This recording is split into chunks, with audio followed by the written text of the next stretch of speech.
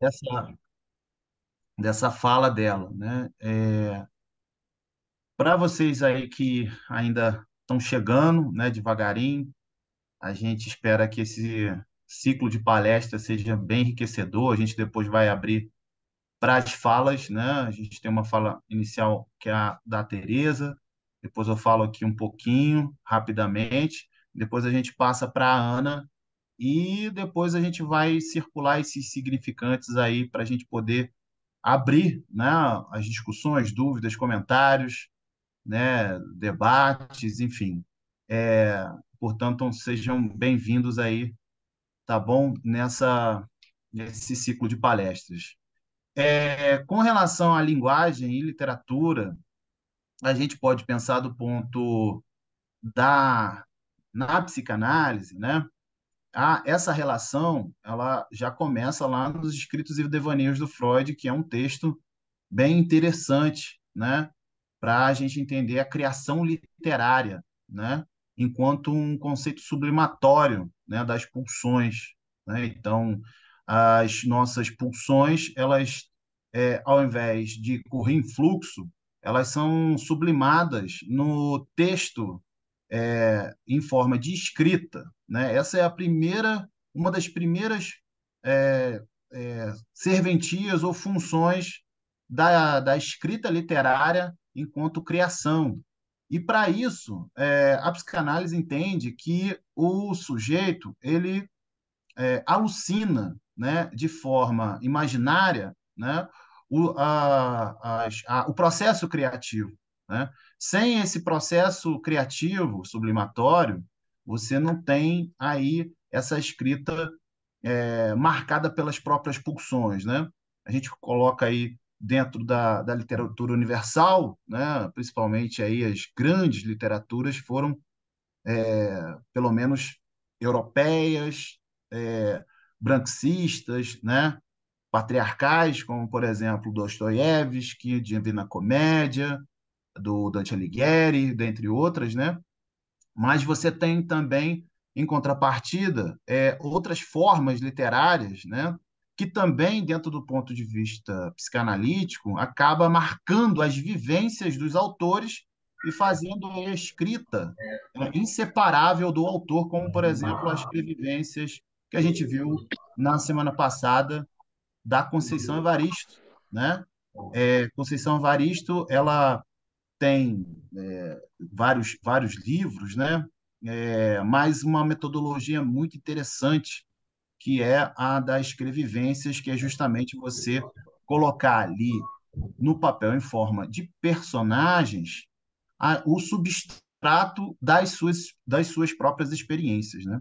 Então, eu acho que é com isso que a gente vai abrir essa fala de hoje, e eu vou entregar aqui, já sem fazer mais delongas, para a Ana Cláudia Ramos. Ana Cláudia, seja bem-vinda. Você fica à vontade, tá bom? Você tem aí o espaço de fala o quanto você achar que deve e fica bastante à vontade aí com a sua fala, tá bom? A gente vai ver se a gente consegue conversar um pouco depois da sua fala, dentro desse ponto de vista psicanalítico também, tá bom? Muito obrigado. Eu sei que você é uma autora muito competente, tem alguns livros publicados, né? Tem escrito também outros muitos, né? E não poucos livros, então já está nessa área que limita aí há muitos anos, né? E de Friburgo, então eu sei que essa fala sua vai ser bem de uma competência ímpar e a singularidade vai estar exposta aí na sua fala, tá bom? Muito obrigado e seja bem-vinda. Oi, Ronald, obrigada. Boa noite, né? Boa noite a todos e a todas. Olha, é um perigo você dizer que eu posso falar o tempo que eu quiser, hein? E falar é comigo mesmo, né? Fico aqui, assim, falar sobre a literatura infantil e juvenil, falar sobre a linguagem na literatura infantil e juvenil é sempre, né, uma alegria, né? Tá aí Marcinha dizendo, falando aqui da sala de leitura. Tem uma sala de leitura em Friburgo, na escola Messias, como é que é o nome? Sempre esqueço do nome todo da escola. É Messias Moraes Teixeira, lá em Olaria, né? Tem a sala de leitura, leva o meu nome, eu fui para a inauguração e falo para Marcinha que eu quero sempre estar presente, que não adianta a gente ser um nome na parede, né? As crianças precisam saber quem é esse nome que está ali na parede, né? Mas vamos lá, falar sobre linguagem na literatura infantil e juvenil, mas quero primeiro te agradecer, Tereza, pelo convite, né? Assim, eu acho de uma alegria profunda a Academia Friburguense de Letras estar destinando um tempo para discutir a literatura infantil e juvenil, que a gente sabe que nem todos os espaços, né, abrem espaço para a gente discutir a literatura infantil e juvenil, nem todo mundo coloca a literatura infantil e juvenil no lugar que ela deve ocupar. Então, eu acho que a gente tem que ocupar, né? Então, te dou parabéns por estar trazendo esse ciclo de palestras para dentro da Academia Friburguense, né? E agradeço profundamente, porque Friburgo é um lugar onde eu tenho história, assim. Eu não existo sem Friburgo. A parte da minha vida, parte da minha trajetória, parte da minha história está escrita aí nessa cidade, né? Muitas, muitas aventuras. Foi aí que eu aprendi a andar de bicicleta, foi aí que eu fiz muita coisa. Melhor nem falar, né? Melhor a gente se concentrar aqui no tema. Eu queria começar, né, essa minha fala, que ela é muito. A gente poderia falar sobre muitos aspectos quando a gente pensa, né, em linguagem na literatura infantil e juvenil. Mas eu quero puxar um fio da semana passada para essa. Não sei se todo mundo que está aqui hoje, né? Alguns com certeza não, né? Semana passada a Márcia, ela falou sobre formação de leitor e em um determinado momento ela disse que a literatura, né? Ela coloca a literatura no papel de arte e que a questão não é o tema, que a gente pode falar sobre qualquer tema e que a questão é a linguagem. E aí a gente entra nesse tema, né? De fato, a questão é a linguagem, a questão não é o tema, a questão é a linguagem, a questão é o foco e a questão é a gente falar de estruturas narrativas. Só que antes de eu começar a falar, né, da linguagem na literatura infantil e juvenil, eu quero mostrar uma coisa para vocês. Quando eu era criança, pequenininha, né, não posso falar pequena porque eu não cresci muito de tamanho, então tem que falar quando eu era criança, né? Eu adorava inventar histórias. Eu era uma menina muito inventadeira, assim. Minha mãe dizia que ela não sabia onde é que cabia tanta imaginação numa criança só. E eu era louca para escrever, porque meus irmãos eram mais velhos, já tinham ido para a escola, sabiam ler, escrever, tinham um dever de casa. Eu achava lindo aquele negócio de dever de casa. Depois eu passei a ter dever de casa, achei uma chatice terrível, né? Mas enquanto eu não tinha, eu achava lindo. E eu queria escrever igual os meus irmãos. Então, o que que eu fazia? Eu pegava uma folha de papel, eu tentei reproduzir, obviamente que o que eu reproduzi aqui nessa folha de papel tá lindo, né? Que era quando eu era criança. E eu fazia uma coisa mais ou menos assim, sabe? Uma folha cheia de rabisquinhos, corria para os meus pais ou para as minhas professoras e falava: Olha a história que eu escrevi. E aí eu poderia ter escutado assim: Ai, menina, nessa folha de papel só tem rabisco, para de inventar mentira, para de falar besteira, né? A sorte é que eu nasci numa família que respeitava a brincadeira de criança e eu não ouvi isso. E o meu pai, em sabendo que eu era uma menina inventadeira, me colocou numa escola que respeitava crianças criativas, né? Então, os meus pais ou as minhas professoras diziam assim: Que lindo! Conta essa história. E aí eu saí inventando, né? Que eu era princesa, que eu tinha cavalo voador, que eu conversava com peixe no fundo do mar, enfim. Inventava milhares de coisas. Então, aqui está o início da minha linguagem escrita, se a gente parar para pensar, né? Então, a gente já começa daí puxando um fio. Quem é a criança? O que é a criança? Né? Se cada um de vocês aqui botar aí, puxar o fiozinho da memória e for lá na infância, vocês vão lembrar o que que vocês inventavam, o que que vocês faziam, as brincadeiras, né? E como muitas vezes os adultos olhavam, né? Muitas vezes adultos olhavam, não, vamos botar isso no presente. Muitos adultos olham para as crianças desacreditando na criança, desacreditando no potencial da criança, desacreditando no que a criança conta, no que a criança faz, achando que o que ela faz é de mentirinha ou é brincadeira, né? Ah, isso aí não é coisa séria, como se tudo que fosse da criança, infelizmente, ainda tem esse tom pejorativo de que é menor, de que é, né, vai virar sério um dia, vai ser de verdade em algum dia. Isso aí a gente tem que começar a deixar de lado. Se a gente quer falar com seriedade de literatura infantil, a gente tem que elevar a criança a um nível, né, num outro patamar de que não esse.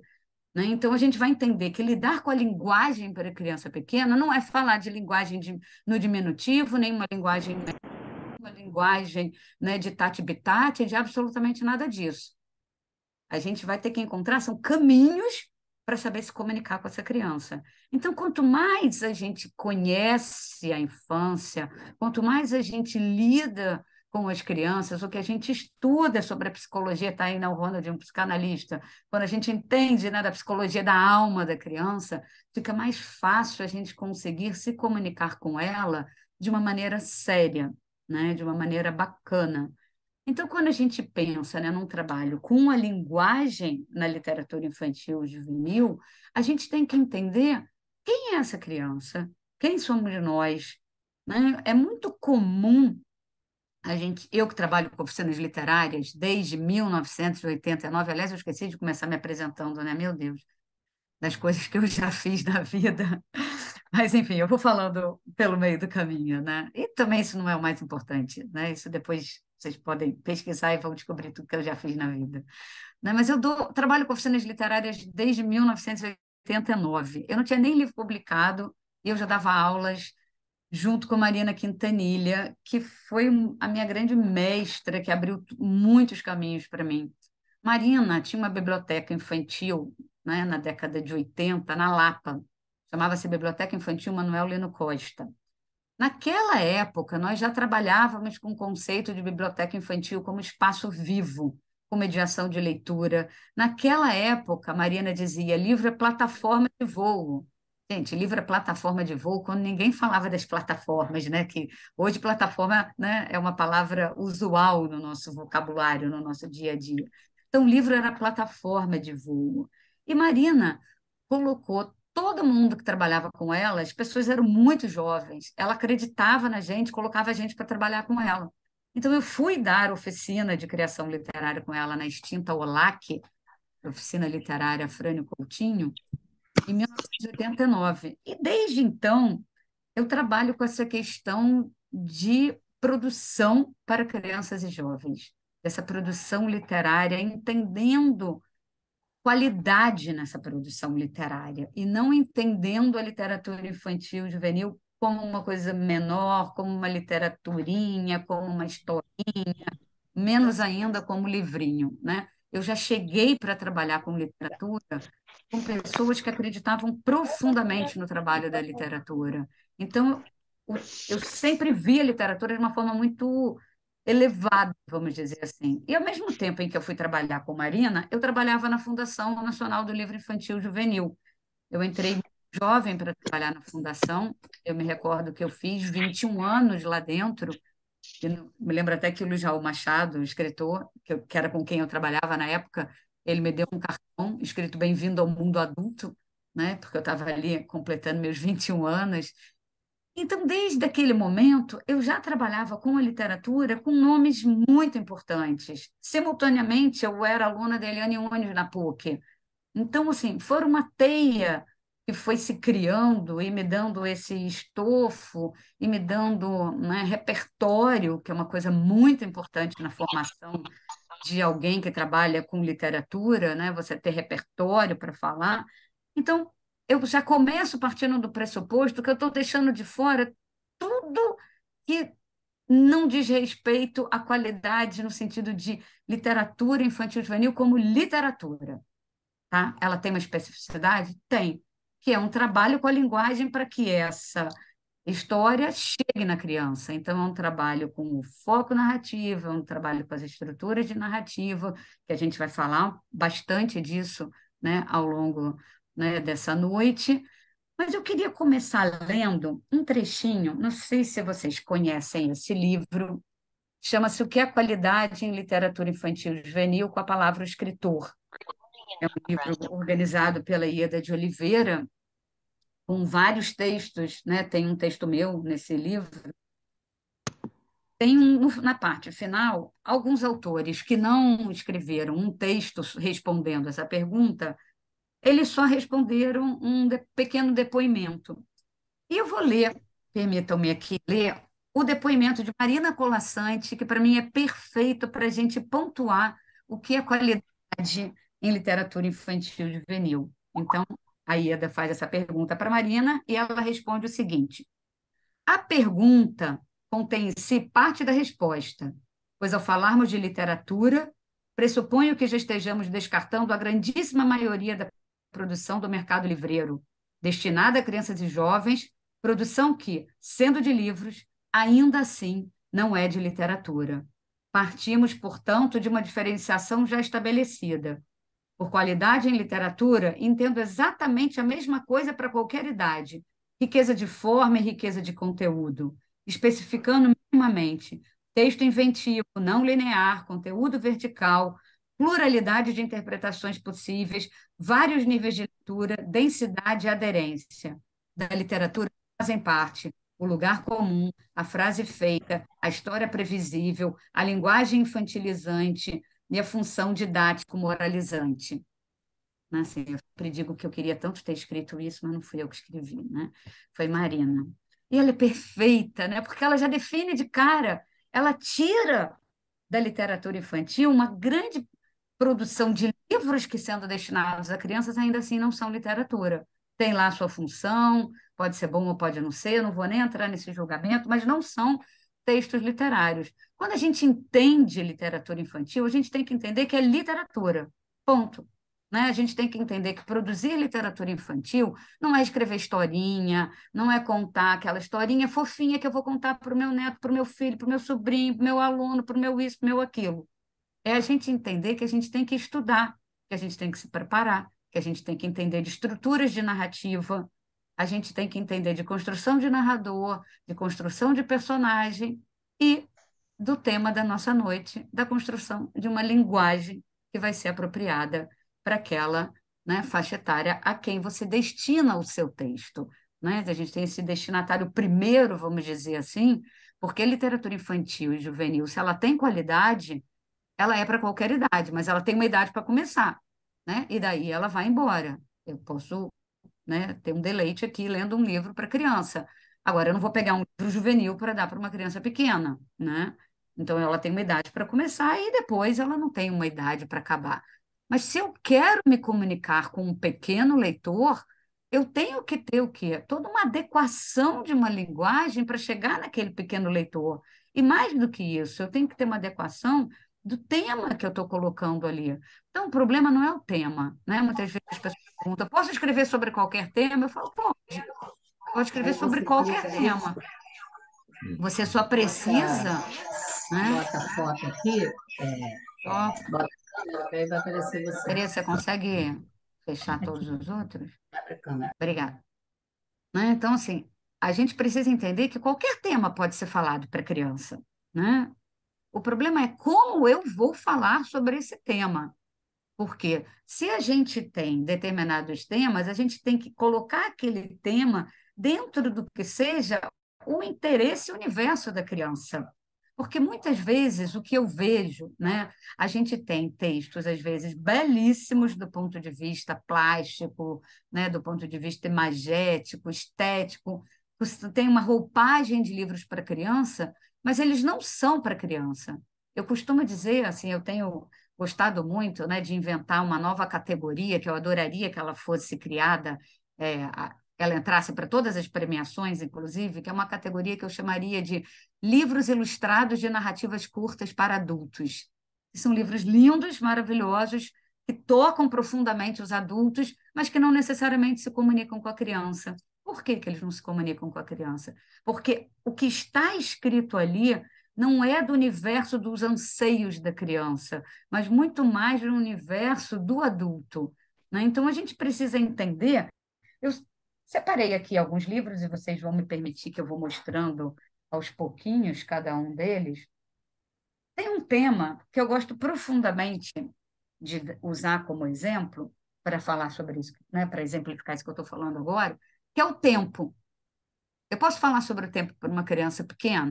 Posso, mas a gente tem que lembrar que uma criança pequena, até ali os seus 5 anos, né? Hoje em dia, antigamente a gente falaria que era um pouquinho mais, mas hoje a gente já pode diminuir essa idade. Criança pequena não faz metáfora, gente. Criança pequena, ela é literal. O imaginário do pequeno leitor, ele é concreto. Então, se a criança pequena vira uma cadeira de cabeça para baixo, aquela cadeira muda de função. Ela não é mais cadeira, ela é cabana. Então, se você falar, é a cadeira, ela falou, não é cadeira, é cabana. Não sei se vocês já repararam, uma criança bem pequenininha, se ela botar uma fantasia, por exemplo, se ela bota uma fantasia de Batman, aí você fala, oi, João. Aí ele vai falar, eu não sou o João, eu sou o Batman. Não é? Por quê? Porque para ele vestiu a fantasia, ele deixou de ser o João, ele virou o Batman, né? E assim sucessivamente. Cada criança tem um mundo imaginário, um mundo extremamente complexo e sério, que muitos adultos não entendem isso. Então, se eu for falar de tempo para criança, eu não posso falar de tempo interior. Eu não posso falar de memória como a gente entende memória. Se eu quiser falar de memória, eu tenho que falar que nem esse livro aqui. Não sei se vocês conhecem, o Guilherme Augusto Araújo Fernandes, que é um livro escrito pelo Man Fox, é um livro traduzido, é um livro da Brink Book. Esse é o melhor livro sobre memória que eu já li para criança, porque ele explica a memória de uma forma extremamente concreta.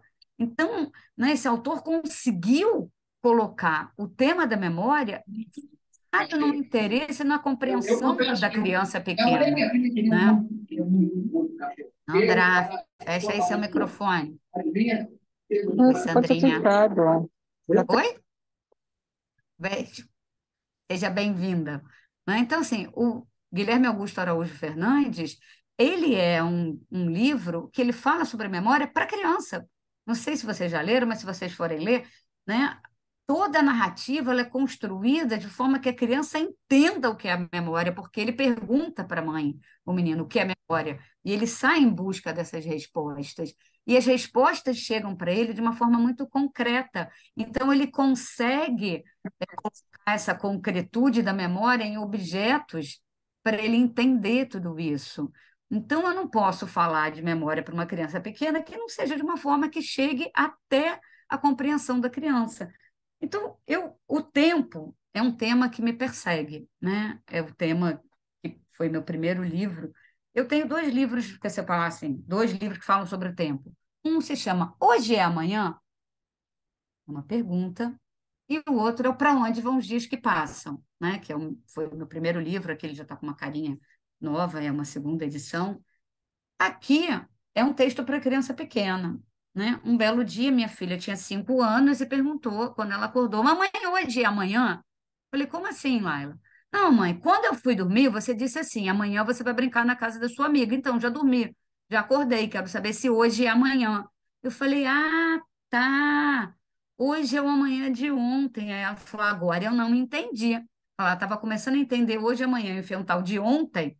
Então, a gente começou a brincar, né, de explicar, eu comecei a brincar, né, de explicar para ela o que que era o ontem, o hoje e o amanhã. Mas como é que você explica isso para uma criança que é extremamente concreta, né, que ela não tem essa noção de tempo como a gente tem? Então, cada dia era contado como um hoje. Mamãe, quantos hojes faltam para eu ir na casa da vovó? Aí a gente marcava, né, uns palitinhos num papel que ficava preso na geladeira, assim, contando os hojes, né? Então, ela foi entender que o ontem é um hoje que foi dormir e o amanhã é um hoje que vai acordar. Agora, para chegar nessa simplicidade desse texto, eu levei 4 anos.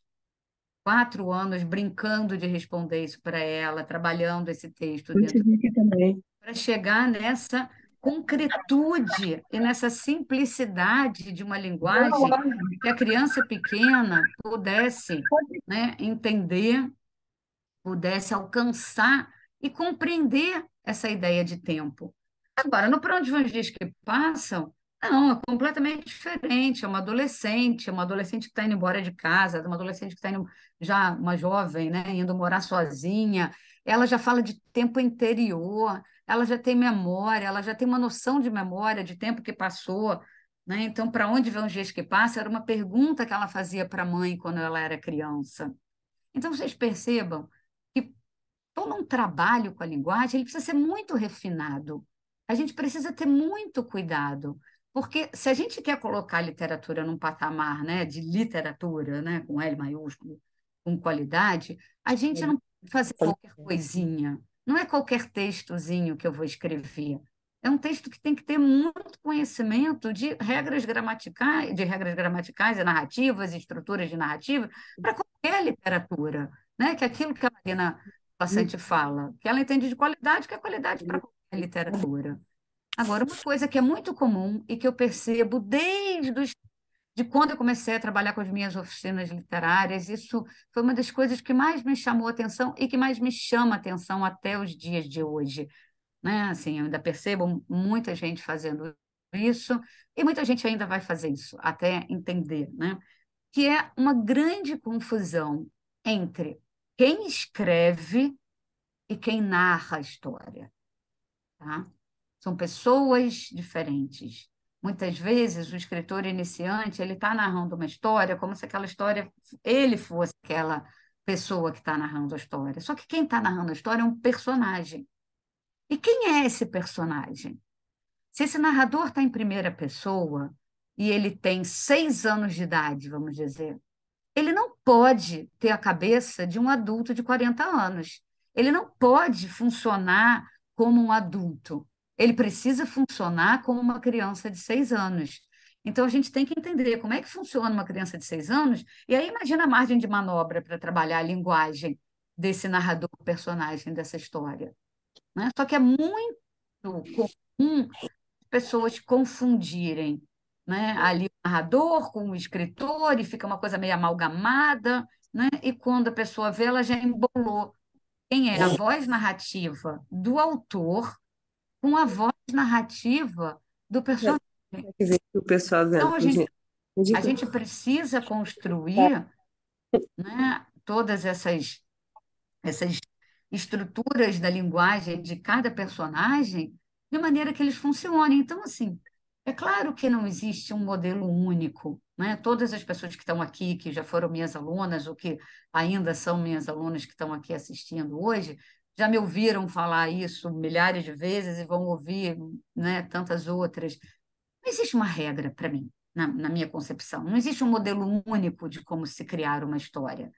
Cada autor, cada autora vai ter que descobrir qual é o seu caminho, qual é a sua forma, qual é a sua voz narrativa. Tem gente que vai gostar de escrever mais de um jeito, tem gente que vai escrever de outra forma, né? Eu tenho alunas que escrevem com uma linguagem enxuta e outras que têm uma linguagem um pouco mais rebuscada. Vocês podem me perguntar qual é a melhor? Não existe melhor ou pior. O que existe é a gente, dentro daquilo que a gente se propõe a fazer, fazer bem, construir bem feito, construir de uma maneira boa, né? Então, a gente precisa entender nessa questão toda qual é a história que eu quero escrever. Essa história, como ela vai ser, né? É óbvio que cada pessoa que for criar uma história vai criar da sua forma.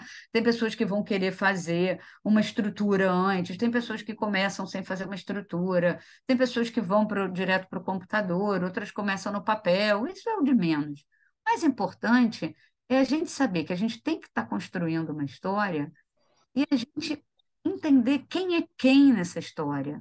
Então, quem são os meus personagens? Quantos anos têm os meus personagens? Qual é a característica psicológica dos meus personagens? Vocês percebem que, falando tudo isso, a gente começa a entender que cada uma dessas pessoas que vão estar na história tem que ter uma linguagem diferente, porque são pessoas diferentes. Então, elas funcionam de uma forma diferente, né? Talvez alguns de vocês estejam, né, pensando, poxa, Ana, mas, né, que exagero isso tudo, a gente está falando de literatura infantil, mas não é um exagero, porque se a gente quer colocar a literatura infantil, né, num patamar de qualidade de literatura, a gente tem que esquecer que fazer literatura infantil é fazer historinha, não é historinha, né? É a gente saber entender tudo isso. Então, quanto mais a gente estuda, quanto mais a gente tem repertório, melhor vai ser o nosso trabalho. E aí eu separei um trechinho, que foi uma entrevista que está nesse livro aqui. Esse livro foi o meu trabalho de mestrado, ele virou esse livro, que se chama Nos Bastidores do Imaginário, Criação e Literatura Infantil e Juvenil. E eu queria trazer vários conceitos para falar de literatura infantil e juvenil, como essa questão de achar que, né, a gente tem ali um destinatário, que é a criança, mas não é um destinatário estanque de uma idade pontual. É só no sentido de que se eu quero chegar na infância com aquele texto, Eu tenho que preparar aquele texto para chegar na infância, né? Como foi o caso do Hoje e Amanhã. Eu queria que fosse um texto que explicasse o tempo para as crianças pequenas. Então, eu precisei trabalhar com ele de forma que ele chegasse no pequeno leitor, né? Então, é nesse sentido que eu acho que a gente tem ali, né, aquela ideia primeira de para quem que eu estou escrevendo. E aí eu entrevistei a Ana Maria Machado e, né, foi meu orientador me permitiu, eu comecei a dissertação com uma entrevista com a Ana e num determinado momento, né, ela coloca duas questões. Uma questão que ela fala o seguinte: o Hemingway dizia uma coisa perfeita. Ele dizia que o livro deve valer muito pelo que nele não entrou. Eu acho, por exemplo, que um dos segredos da grande qualidade da literatura infantil e juvenil é que tivemos um grupo de autores muito leitores e que, então, eles tinham muito para não entrar no livro. Enquanto aquele autorzinho que acha que eu vou fazer uma historinha do coelhinho na florestinha porque é bonitinha e as crianças vão gostar, ele se leu pouco, tem pouco para não entrar no livro, né? É complexo isso aqui, mas é perfeito porque quanto mais a gente tem repertório, quanto mais a gente tem, né, de cultura, de leitura, de bagagem, de história de vida, de tudo isso, a gente consegue não entrar na história, não se colocar naquela história de modo a sufocar a história, porque muito do que está no livro vale pelo que não foi dito, mas que está dito no não dito. Não sei se isso fica claro para vocês, né? Assim, a gente não fala, mas o leitor sabe que está ali.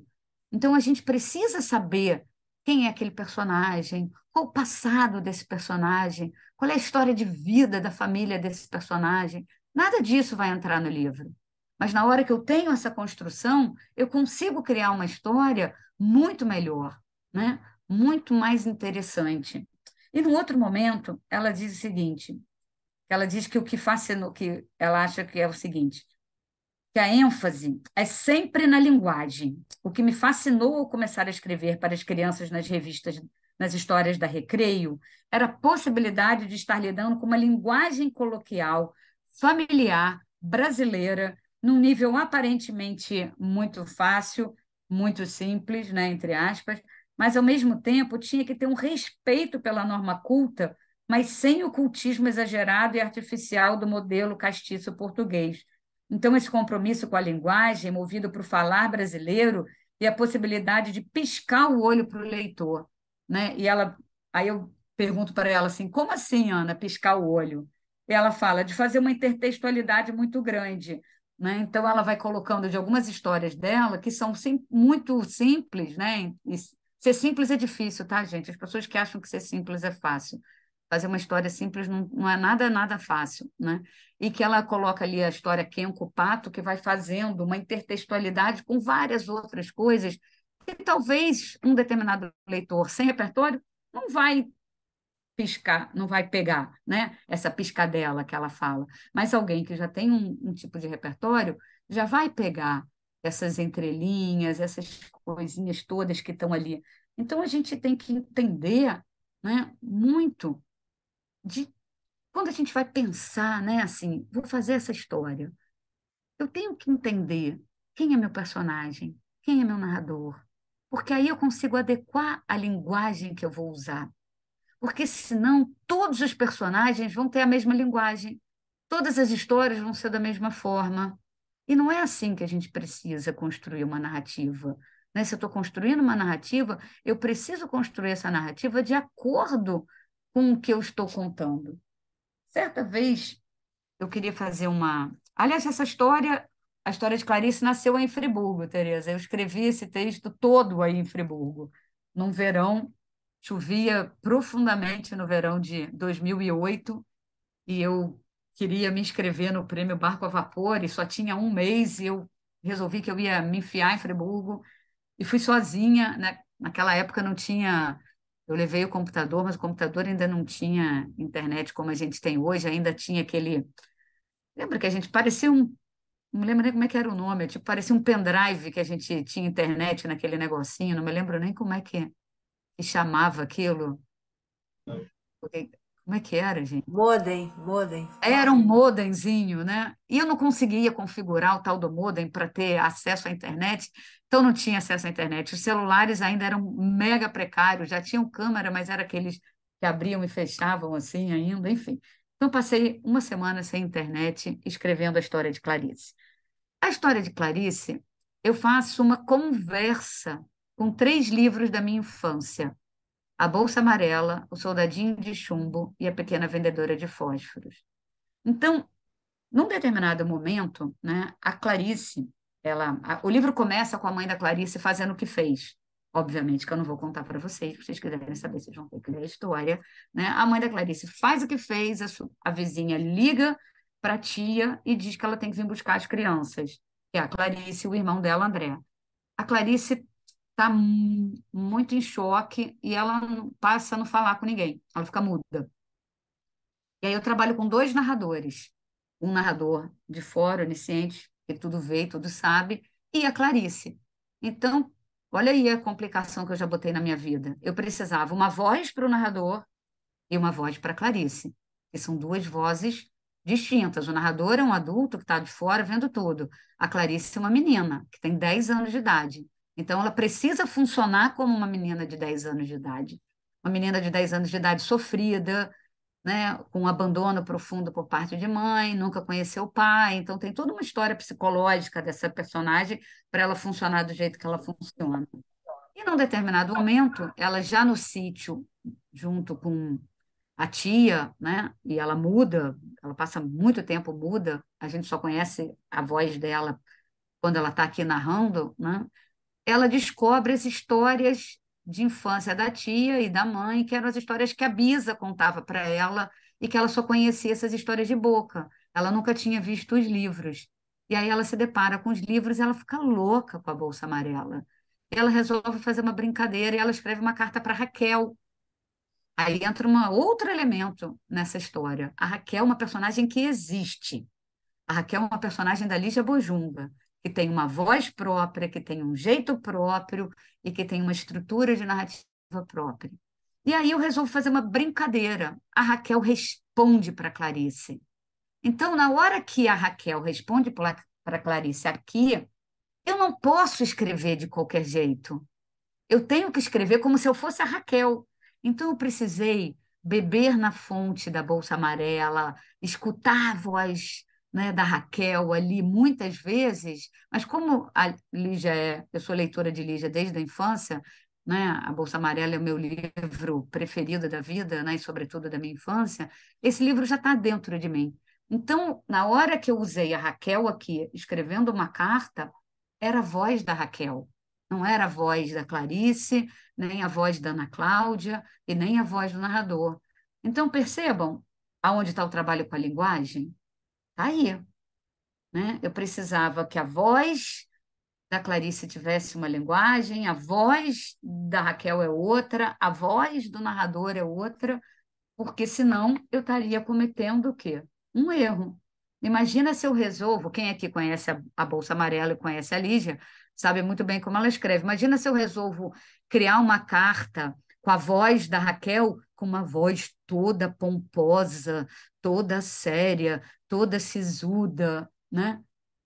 Não daria certo. O nome desse livro é A História de Clarice, é da editora Projeto, né? Então eu precisei o quê? Trazer a voz daquela narrativa para dentro do meu livro. Eu não poderia inventar uma voz para Clarice, desculpa, para Raquel, porque a Raquel existe, né? Ela existe num livro, então ela é de verdade verdadeira dentro daquele livro. Eu não podia sair inventando ao meu bel prazer uma voz para essa personagem. Eu precisava ser fiel àquela voz daquela narrativa. Então, a gente tem que, à medida que a gente vai trabalhando, né, as histórias, a gente vai entendendo e qual é a melhor maneira da gente saber que a gente está conseguindo. Quanto mais a gente lê, quanto mais a gente estuda, quanto mais a gente se prepara, mais a gente vai tendo esse estofo, né, para cometer menos erros, vamos dizer assim. E se eu pudesse falar para vocês, eu diria para vocês assim: leiam esses 3 livros. Quando eu voltar a ser criança, do Janusz Korczak, A Gramática da Fantasia, do Gianni Rodari, e O Imaginário no Poder, da Jacqueline Held. Depois, se vocês quiserem, vocês podem me mandar a mensagem. Eu tenho uma bibliografia com textos que foram muito importantes para mim nessa minha formação, né, leitora e nessa formação dessa base do que está ali na minha literatura, né, assim, do que está ali naquela cama primeira que forma, né, esse arsenal de histórias que estão dentro da minha cabeça. Olha o que o Janusz Korczak fala na introdução, né? Na verdade, ele dá um recado para o leitor adulto nesse livro Quando Eu Voltar a Ser Criança. Ele diz assim: vocês dizem, cansam-nos ter de privar com crianças. Tem razão. Vocês dizem ainda, cansam-nos porque precisamos descer ao seu nível de compreensão, descer, rebaixar-se, inclinar-se, ficar curvado. Estão equivocados. Não é isso que nos cansa, e sim o fato de termos de nos elevar até alcançar o nível dos sentimentos das crianças, elevar-nos, subir, ficar na ponta dos pés, estender a mão para não machucá-las. Então, percebam, né, o trabalho que a gente precisa ter para chegar nesse nível de compreensão, de respeito pela criança, de entender que brincadeira é coisa séria, de entender, né, que o que a criança traz dentro de si é seríssimo, de sair desse lugar de um adulto que sabe tudo e de ficar vendo criança como algo que está em construção. Quem aqui não está em construção, gente? A gente está em construção o tempo inteiro. Então vamos parar de achar que a criança é um vir a ser. A criança não é um vir a ser, ela é.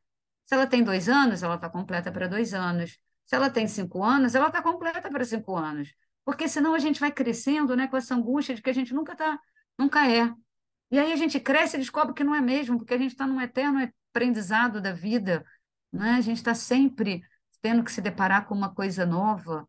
Então, acho que quando a gente compreende a infância, quando a gente compreende a seriedade de um trabalho com a infância, a gente começa a entrar na literatura infantil e juvenil com uma seriedade diferente, e não achando que eu vou te fazer uma historinha fofinha para falar daquilo ou daquilo outro.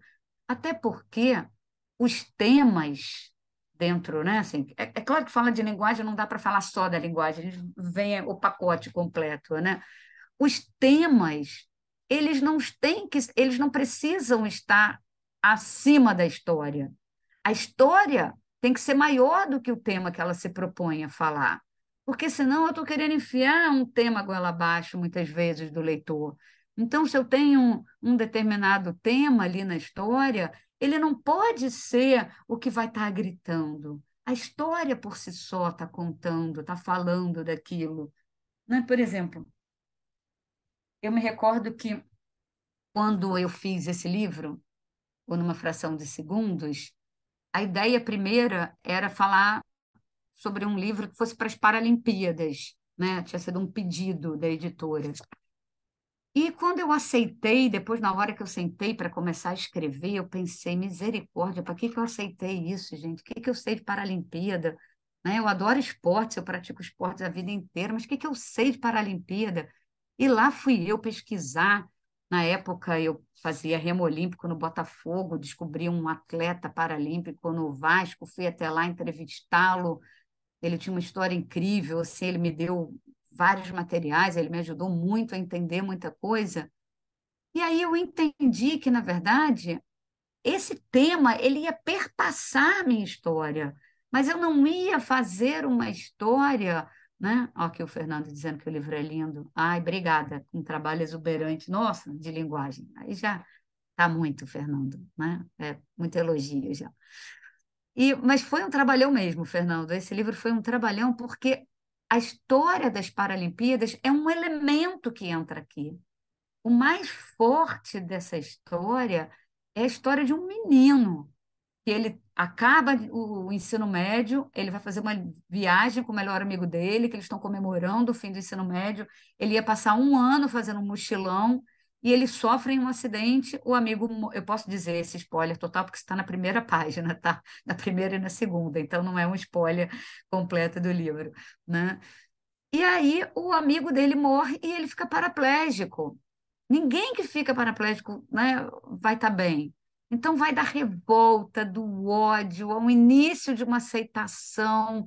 Então tem todo um trabalho ali de construção desse personagem para que mais para frente da história, o que vai ajudá-lo a sair disso é o esporte.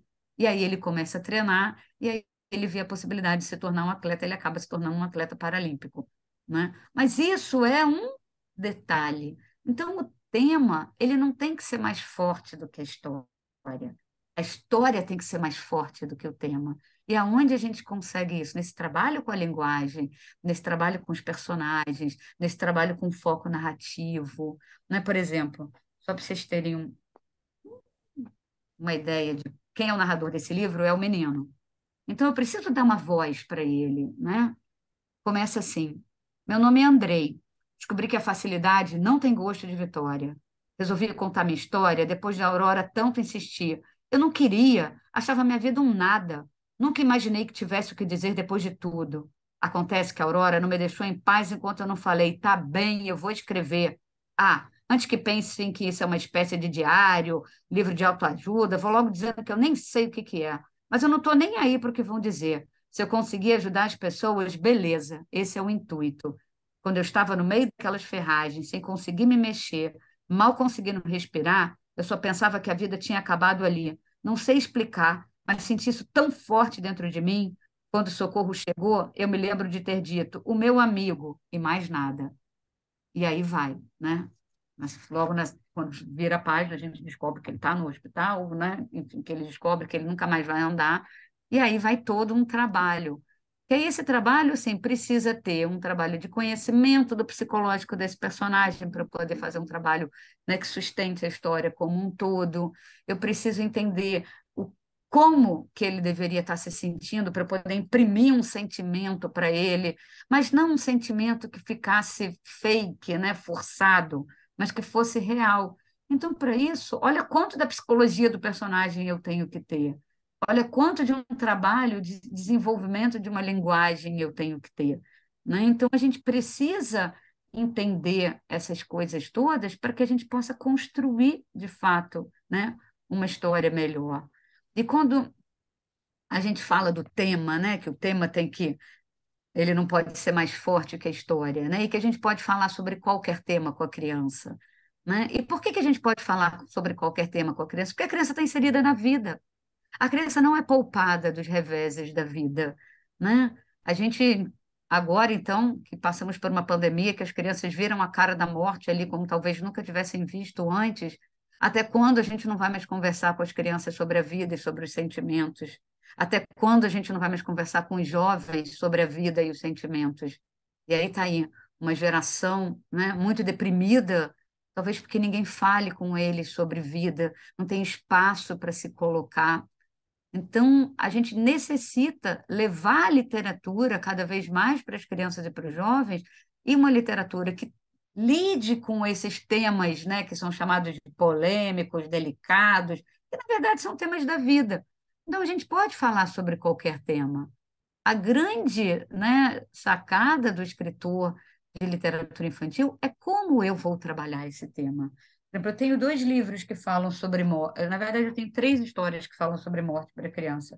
Um é uma história que está numa coletânea que foi feita pelo Márcio Vassalo, que se chama No Fundo de 12 Histórias Corre um Rio, que tem uma história que se chama De Onde Moram as Respostas.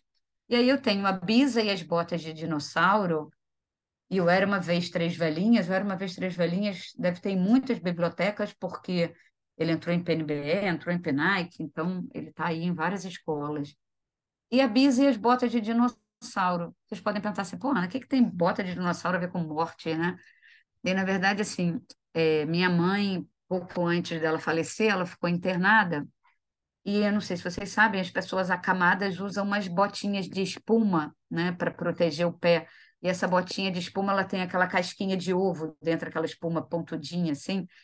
E aí, quando eu entrei no quarto e vi, assim, onde estava o pé da minha mãe, com a coberta mais alta, né? Eu levantei e vi aquelas botas, e eu não me aguentei. A minha menina inventadeira gritou mais alto e falou assim: Gente, a minha mãe está com bota de pé de dinossauro.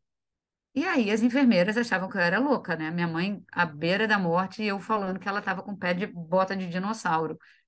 Precisava leveza para aquele momento tão difícil, né? E a imaginação salva a gente, né? Esse mundo imaginário tira a gente da dor. E até que uma enfermeira brincou quando eu falei com ela: Você já viu que a minha mãe tem bota de pé de dinossauro? Ela falou: Ah, Ana, se tem bota de dinossauro, tem árvore de soros. E aí foi um estalo na minha cabeça e eu construí, né? Eu sentei, essa história nasceu atacada no, no sofá do hospital, no quarto do hospital, no bloco de notas do celular, né? Que é a história de uma menininha vendo a Bisa ficar velha e cair, e quebrar o braço, e cair, e abrir a cabeça, e ir para o hospital. E aí ela começa a olhar para aquele hospital, não com o nosso olhar adulto. Ela acha que a Bisa está numa viagem intergaláctica, porque ela está toda ligada por fios. E como o pai sempre conta histórias de astronautas, ela não entende como é que o pai dela não está percebendo que a Bisa está numa viagem intergaláctica, né? Porque os astronautas também se alimentam de uma forma diferente, né? Então tem todo um olhar do imaginário da criança. E aí, quando o livro estava sendo feito, né? Por que que eu estou contando dessa história especificamente? Porque eu queria tocar nesse ponto que eu vou chegar agora. O meu editor, ele falou assim, Ana, a gente precisa mesmo deixar a palavra hospital no livro? Não dá, você não acha que é melhor tirar? Porque o hospital, né, tem um peso. Eu falei, não, não dá para tirar. Sabe por que que não dá para tirar? Porque imagina se cada vez que a Bisa vai para o hospital, eu vou dizer que ela foi para onde? Para aquele lugar. Por que que eu não posso nomear o hospital? E por que que eu não posso apresentar um hospital com outro olhar no ponto de vista dessa criança, que não o nosso olhar adulto, amedrontado, inseguro, né? E aí ele concordou comigo. Então, olha, o uso, inclusive, das palavras que a gente escolhe para colocar no texto, ou escolhe para tirar do texto, para que a gente, então, possa escrever uma história e apresentar, muitas vezes, uma temática de uma forma extremamente leve ou doce, né? Para que aquela criança lide com esse tema, por exemplo. Então, eu não quis tirar a palavra hospital porque na concepção daquela criança, aquele hospital tinha uma outra cara. Até porque, se a gente parar para pensar, muitas vezes uma criança precisa ir a um hospital. Então, se ela for para esse lugar sem medo, né, achando que ali é um lugar que pode ter uma cura ou que pode ter alguma coisa diferenciada, né, se ela for nesse lugar com um olhar diferente do nosso olhar amedrontado de adultos, talvez isso possa facilitar muito, né, a vida. E, Ronald, você tocou num ponto, né, logo no comecinho, quando você falou do Freud, né, dos escritores, né, daquele texto dele, dos devaneios, né? Escritores e devaneios. Escritores e devaneios, isso. Eu levei muito tempo para achar esse texto, né? E foi o texto mestre, guia da minha dissertação do mestrado, dos bastidores do imaginário. Porque o Freud ele diz assim, que o escritor criativo ele consegue manter em si a capacidade que ele tinha quando criança ao brincar, né? Então isso é sensacional porque se a gente consegue manter essa capacidade do mundo imaginário, essa capacidade de reinventar a vida, essa capacidade de brincar com as coisas, né? De transformar, de ressignificar, como isso nos ajuda, inclusive na nossa vida de adultos, que muitas vezes está pesada, está difícil, mas ela pode ter uma leveza. Então, eu gosto muito de pensar nisso, inclusive, para se pensar na seriedade do trabalho com a criança. E aí, se a gente pegar, né, assim, quantos escritores falaram da infância, né, assim, Humberto Eco já falou da infância nesse lugar também, a Faiga Ostrover, que era uma artista plástica maravilhosa, ela tem um livro belíssimo que fala sobre criação artística, né, e que ela fala também desse deslumbramento da criança e do artista que precisa manter esse deslumbramento no seu ato criativo, né? Então, quando a gente pensa nisso tudo, a gente consegue entender esse papel da infância, esse elevar do olhar infantil e desse trabalho com a linguagem na literatura infantil que tem que ser muito do que o não dito, né? aquilo que não entrou na história, está na história. Porque se eu não deixar nenhum espacinho para o leitor, se eu quiser explicar tudo, onde entra o papel do leitor? Né? Se ele já recebeu uma história toda pronta, mastigada, toda explicada, e uma, né, assim, já encaminhando, já estou quase uma hora aqui falando, né? Vou fechar aqui para passar para o Ronald, depois a gente abrir para o debate, né? Muitas vezes a gente, agora até perdi o que eu ia dizer, meu Deus, fugiu aqui o fio que eu estava tentando terminar aqui. Espera aí que vai voltar. Ronald, me ajuda aí, me lembra aí, o que que eu estava terminando de falar aqui, antes de eu dizer. Sobre a criança, o infantil, né? A infância. Porque o que eu estou escutando aqui é que a infância, o infantil e o adulto é uma pessoa só, né? É isso que eu estou escutando Sim, daqui. porque a criança está aqui, né? A criança está dentro da gente, né? Ela não está em outro lugar, né? Ela existe dentro de nós, e até por isso que existe esse conceito também das literaturas para todas as infâncias, né? Como se diz hoje, né? Porque o livro infantil, ele fala muitas vezes para a nossa criança, né?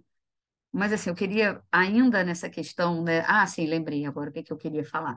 Quando a gente tem um texto que ele está todo explicado, né? Que eu estava pegando nessa questão dele, está todo explicado, você não deixa nada para o leitor.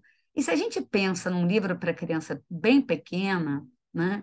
O que que acontece? Eu não preciso ter um texto explicado. Aliás, eu não devo ter um texto que fique explicando as coisas. A ação daquela história é que está contando a história. Eu não preciso ter alguém ali explicando, né? Eu me recordo que eu fiz um livro que hoje ele é esse aqui, que se chama Dois Super-Heróis Incríveis, que a primeira versão dele, né, que não foi publicada, era uma primeira versão só minha, que graças a Deus que não foi publicada, tinha 11 páginas. No final, tem 2 páginas, o que foi parar na editora. Eu sequei 9 páginas do livro, porque na primeira versão tinha uma explicação da mãe com a diretora, com a professora, com um diálogo que era perfeito para os adultos, mas em nada servia para as crianças. Então eu fui secando aquele texto, secando, secando, até tirar toda a explicação e deixar a ação contar a história, né? Então, trabalhar com a linguagem requer tempo, gente. A literatura pede tempo. A arte não tem pressa. E a gente vive um momento em que as pessoas têm pressa. O Instagram está cheio de gente vendendo curso para escrever seu livro em uma semana, publique seu livro em um mês. Eu tenho verdadeiro pânico com isso, né? Porque aí a gente teria que se perguntar: o que que eu quero quando eu publico um livro? Eu quero me tornar um escritor, eu quero me tornar uma escritora, eu quero fazer uma carreira, eu quero, né, ser atemporal, ou eu só publiquei um livro para me satisfazer e satisfazer o meu ego e eu ficar feliz de dizer que eu tenho um livro publicado, né? Porque hoje em dia publicar um livro é a coisa mais mole do mundo, gente. É a coisa mais fácil, né? Tem várias plataformas de autopublicação, autopublicação, mas o que eu quero? Como eu quero construir a minha carreira? A partir daí, eu vou me preparar, eu vou estudar, eu não vou ter pressa, sabe? Mas eu vou entender de mercado editorial, eu vou entender de tudo que está no entorno desse objeto livro, desse mundo do livro. E eu queria terminar falando, né, do meu livro mais recente, que é Tenho Medo do Monstro, porque aqui nesse livro foi um trabalho muito profundo com a linguagem. É um livro que ele começou a ser escrito em 2008. Na primeira versão desse livro, o monstro, ele era nomeado, tá? Os meninos, o menino e a menina tinham nome e a mãe, ela era uma enfermeira. Já mais para frente, eu tirei os nomes das crianças e o monstro não é mais nomeado. Ele é um monstro que ataca a casa daquelas crianças. E já na última versão, já próximo do livro ser editado, na verdade, em 2020, quando, né, o Sérgio Alves, que é o dono da editora Caraminhoca, bateu o martelo dizendo que ele ia publicar esse texto, né, ele sugeriu que eu tirasse também a profissão da mãe. Percebam que, ao tirar o nome das crianças, eu permito que qualquer criança caiba dentro. Não caiu aqui Ao dentro, tirar não. a profissão da mãe, eu permito que qualquer Falando. pessoa que trabalhe à noite caiba nessa mãe.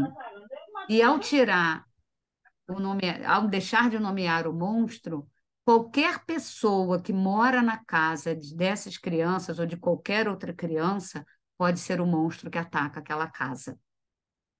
Então, o texto ele é ampliado na sua capacidade, né, ali da sua estrutura, da sua linguagem, de tudo isso, à medida que eu seco, à medida que eu não digo. Quanto menos eu digo, mais o texto ganha de significado, mais ele ganha em sentidos. Então, ele é um texto que ele tem muitas camadas que uma criança bem pequenininha, ela pode entender o monstro como um monstro, né? Um monstro imaginário. Uma criança mais velha já vai entender que esse monstro é um abusador, né? Alguém que já sofreu algum abuso vai, talvez seja um grande, né, é, achado ali para a pessoa falar sobre isso. Então, ele é um texto que permite que a gente entre em muitas camadas. Então, foi um trabalho de linguagem profundo. Então, vocês imaginam, se esse livro tivesse saído no ano em que eu publiquei, ele não seria o livro que ele é hoje, com muito mais qualidade. Por quê? Porque eu fui secando, secando, até ele chegar nesse produto final, que é ele hoje, com um trabalho belíssimo que a Ana Elizabeth fez e que o Paulo Otero pegou e deu uma materialidade para esse livro, né? Então, ele é um livro todo. Toda a ilustração está contando a história, ela tem todo um, está num tom mais escuro, num tom de cores, tem todo um jogo de sombra, e de luz, e só no final que as cores vão começar a mudar.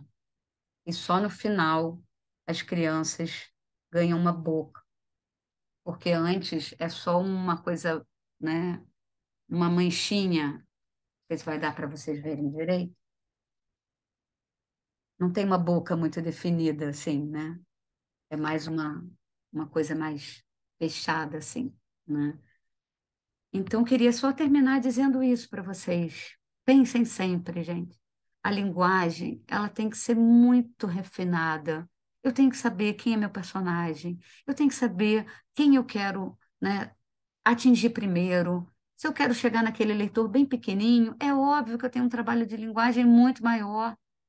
É óbvio que eu vou ter que deixar espaço para a ilustração, contar aquela história junto com o texto. É óbvio que eu vou ter que ter uma margem de manobra ali muito acirrada para fechar aquele texto com qualidade. Se eu já estou num adolescente, eu tenho um nível de vocabulário, um nível de compreensão de vida que ele já tem de vivência que a criança pequena não tem. Então, seja um livro para criança pequena, um livro, né, um pouquinho maior, um livro para jovem, um livro para adultos, todos são literatura e todos precisam estar pautados dentro de estruturas de narrativa. E para isso, conhecer criação de narrador, conhecer criação de personagem, entender de como dominar a linguagem e qual é a linguagem mais adequada para cada um daqueles livros que a gente vai criar, né? São muitos pontos, a gente poderia ficar aqui semanas esmiuçando e estudando cada um desses pontos, né? Mas a ideia hoje era dar uma passeada assim maior nisso tudo, né? Então, se vocês depois quiserem fazer perguntas, eu espero que façam, podem fazer. E eu gosto sempre de dizer que não existe pergunta certa nem pergunta errada, pergunta é pergunta, não tenham vergonha, né? E é isso, passo para você, Ronald, para você fazer essas considerações agora, e aí depois a gente fecha essa troca aqui. Obrigado, Ana. Agradeço. Aí uma fala assim bem, muito bem consistente, né? Muito bem, uma fala maciça, né? A gente fica aqui digerindo, fica fazendo reflexões, enfim, uma escuta muito dessa forma, uma densidade, né? Eu até tinha falado isso nos bastidores. Gente, a gente faz uma reunião anterior para estar aqui, né? E é muito interessante porque a gente ouvindo a Ana lá, já é outra Ana aqui, e é por isso que se dá o discurso, né? Por quê? Porque somos diferentes o tempo inteiro, né? A gente nunca é o mesmo todos os dias, até porque se você conseguir fazer um negócio desses, você cai em depressão, né? Se você for o mesmo o tempo todo. Na clínica dos melancólicos, a queixa é justamente a rotina de ser o mesmo, né? A rotina de ser o mesmo é justamente o significante das falas que dizem muito dessa mesmice do cotidiano, né? Então, ainda bem que é assim, viu, Ana? É, são deslocamentos, são movimentos, né, nos discursos. Enfim, eu anotei algumas coisas muito interessantes que continua bem colorida a sua fala, viu? Continua bem textualizada, mas de uma forma mais fundamentada, né? Eu gostei assim de vários pontos que a gente pode colocar, né? Primeiro eu coloquei como a adequação para o leitor, né? Você ter aí um mundo imaginário complexo e sério, né?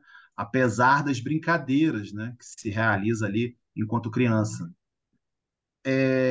O infantil também na psicanálise ele não tem essa diferenciação, né, com o adulto, porque o infantil ele é constitutivo da psique humana, né? Então, e é com esse infantil que os sujeitos vão para a clínica e é lá que eles trazem suas queixas, né? Então, quando a gente não cuida da nossa criança interna, a gente não só já vem essa fragilidade, né? Mas a gente esquece muitas das vezes que essa criança interna precisa de um outro, né? Precisa de um outro que o cuide, precisa de um outro que faça laço, né? Mas e se o outro for um abusador, né? Como você falou na sua fala anterior, né? Então a gente tem a literatura para deslocar essas pulsões destrutivas, né? A gente tem a literatura para dar tratamento, né? A gente tem a instância da letra para dar tratamento a esses traumas, né? Mas isso não significa que você tenha que jogar o bebê junto com a água fora, né? Significa que você ainda precisa do outro para fazer laço. E na psicanálise a gente tem um termo que se chama o grande outro, né? Que é justamente esses primeiros pais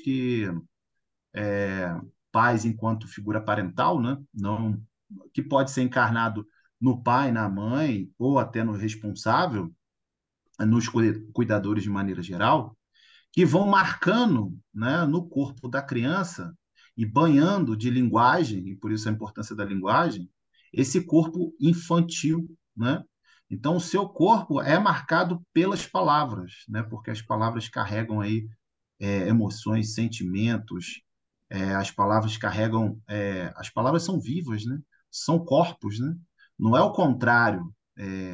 A gente produz palavras, mas em última instância são as palavras que produzem a gente, né? São as palavras que têm corpo, têm carne, elas andam, né? Elas se movimentam, elas sorriem, né? Existem palavras que choram, e existem palavras que elas se mostram como muito belas, né? Desnudado, por exemplo, não significa pelado, são coisas diferentes, né? E em grandes lugares não tem nada a ver com sexualidade, né? Eu posso ter uma rocha pelada sem ser vulgar, né?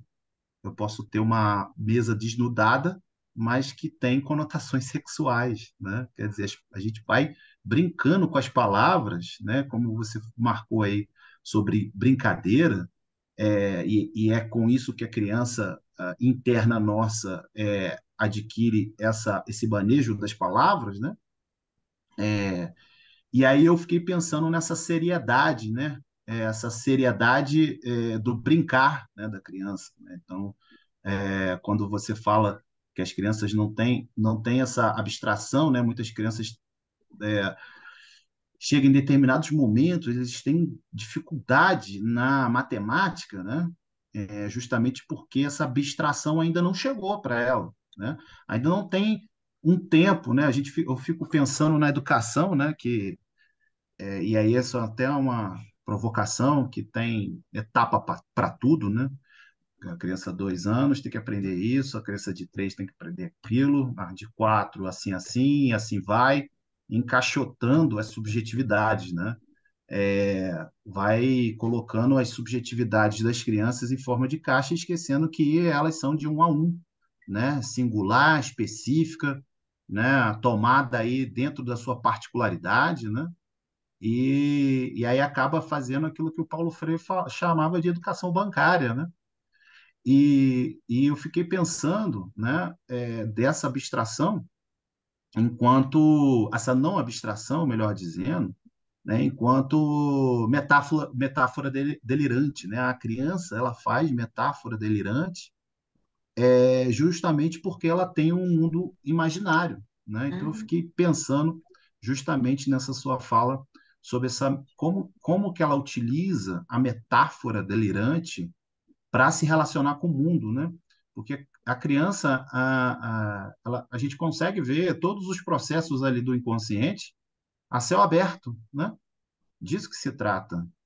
Tudo aquilo que que o adulto encobre, a criança revela, né? Muitas das vezes a gente fala que a criança é verdadeira e ela é sincera, mas não é isso. É que, na verdade, o adulto que encobre por conta de um moralismo e de uma repressão talvez até, em última instância, sexual, né? Então, eu fiquei pensando também nessa relação da memória com a criança, né?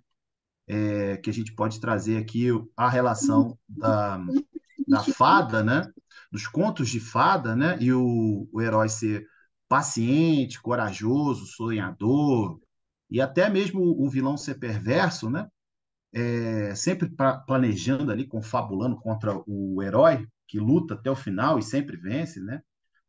A criança lendo essas histórias fica, fica encantada, né, com as batalhas, o herói sempre vencendo, enfim, né? E aí, esse tipo de leitura, o que que você faz com que a criança se identifique, né? Porque a criança precisa de um outro para identificar suas lutas interiores, né? Suas questões, seus campos morais, né?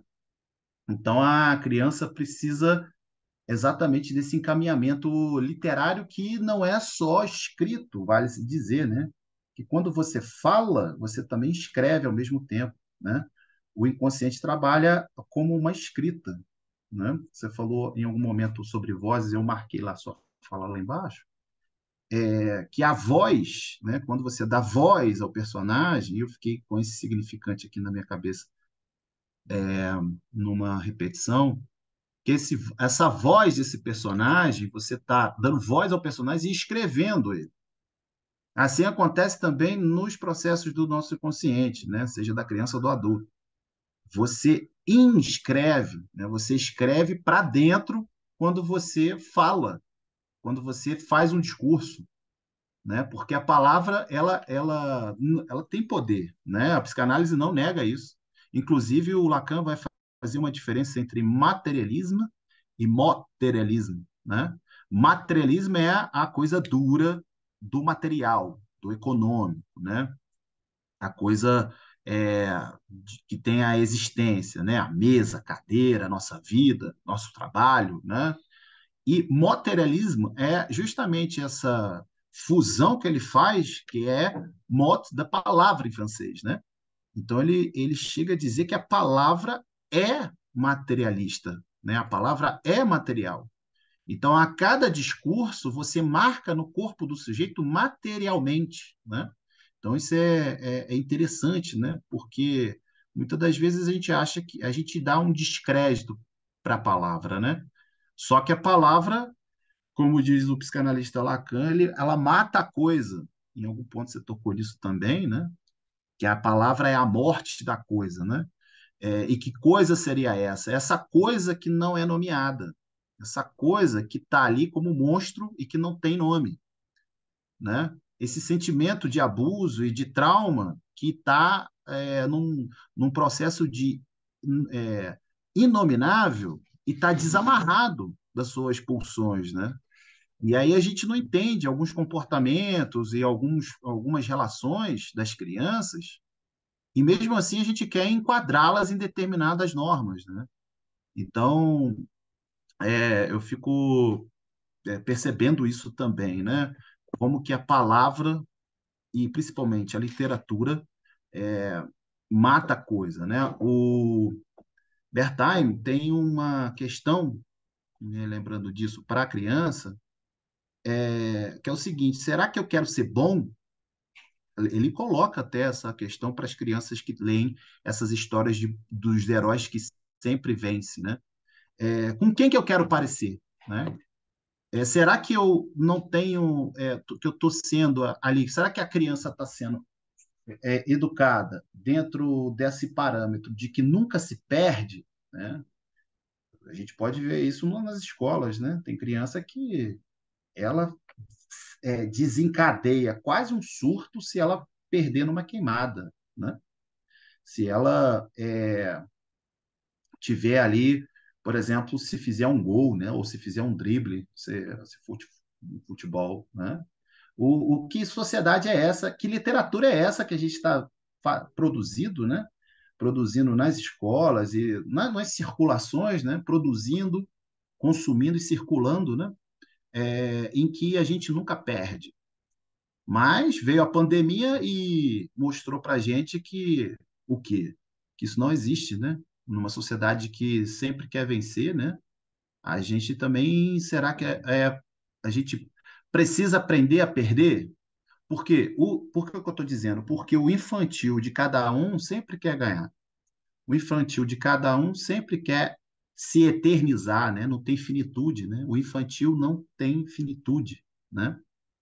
Eu fiquei pensando também, quando você fala para onde vão os dias que passam por conta do tempo e que precisa de tempo, né, para construir um tecido textual, né, aí fazendo uma repetição do significante, só para a gente poder entender que existem três tempos na psicanálise fora da lógica, né, que é o instante de ver, tempo de compreender e o momento de concluir. E esses três tempos não necessariamente são sucessivos, né? Eles são, às vezes pode acontecer ao mesmo tempo, mas sempre tem um tempo. Esse é o ponto, né?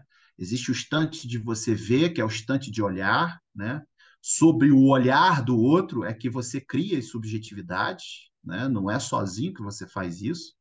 Obviamente que tem os complexos que o Freud vai chamar de complexo de Édipo, mas você tem tempos diferentes para que isso ocorra, essa criação de subjetividade, né? E a literatura, ela está ali para quê? Para encaminhar essas pulsões, né, infantis, né? Quando a criança ela lê um texto, ela não está lendo só um texto, ela está se lendo, né? Ela está lendo a si mesma, o que está acontecendo com ela, né? Que ainda não tem nome.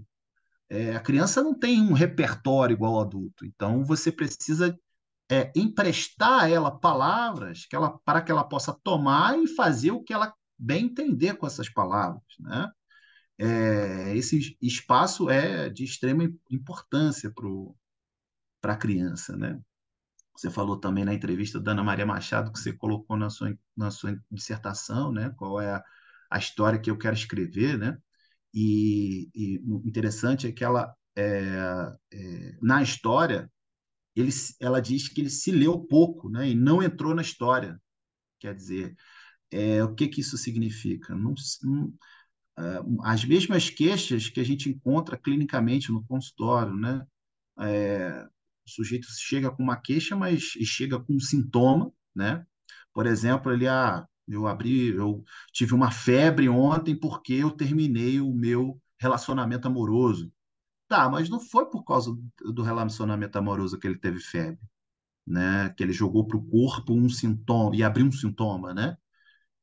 Tem uma causa aí muito maior, né? Então, quando você fala, eu fico entendendo, pelo ponto de vista da psicanálise, que ele se leu pouco, quer dizer, existe uma causa maior que não deixou ele entrar não deixou ele fazer história, né? Isso é muito significativo, a essa questão, né? Você chegou a dizer que ele se leu pouco, né? Você chegou a dizer que o leitor sabe que está ali no não dito, né? Quer dizer, você tem que ter uma abertura, tem que ter um espaço de manobra, eu concordo, tem que ter um espaço de manobra na textualidade, né? E aí eu lembrei também que, do ponto de vista psicanalítico, a literatura está em outro lugar, que a linguagem tenta abarcar o impossível de ser dito. Eu lembrei disso também, né? Quer dizer, a função da literatura enquanto linguagem é justamente isso, tentar alcançar aquilo que é impossível de ser nomeado, né? O não dito, né? Fiquei lembrando disso. Na fala sobre também a entrevista da Maria Colasanti, ainda, sobre o falar brasileiro, né? Piscar os olhos para o leitor, né? Fiquei lembrando da Lélia Gonzalez, por um feminismo afro-latino-americano, do que no livro dela vai falar sobre esse idioma do brasileiro, né? Que é o português, né? Quando elas põem ali as construções sintáticas, né? Das regras gramaticais, né? Que consolidam ali um modo oficial da gramática da língua portuguesa, né? Mas a Lélia vai dizer o seguinte, ela vai falar, olha, mas existe a força do idioma do preto, né, do negro, né, que vai colocar ali palavras até como um ser, né, um ser, Zefim, né, que estão fora da norma da gramática. E isso é importante também para a representatividade de crianças afro, né? Fiquei lembrando disso. E também você falou da Raquel, que tem um jeito próprio, uma estrutura de narrativa própria, né? E que houve todo um trabalho aí que você fez, que eu achei digno também de pontuar, bem interessante. Eu gostei, concordo também, sobre esse trabalho, né, da voz do personagem. Eu cheguei a tocar nesse ponto anteriormente aí, sobre a voz do personagem, a voz do narrador e outras vozes, né, no livro da História da Clarice, né, que você precisava ser fiel à voz da narradora, daquela narradora especificamente, né?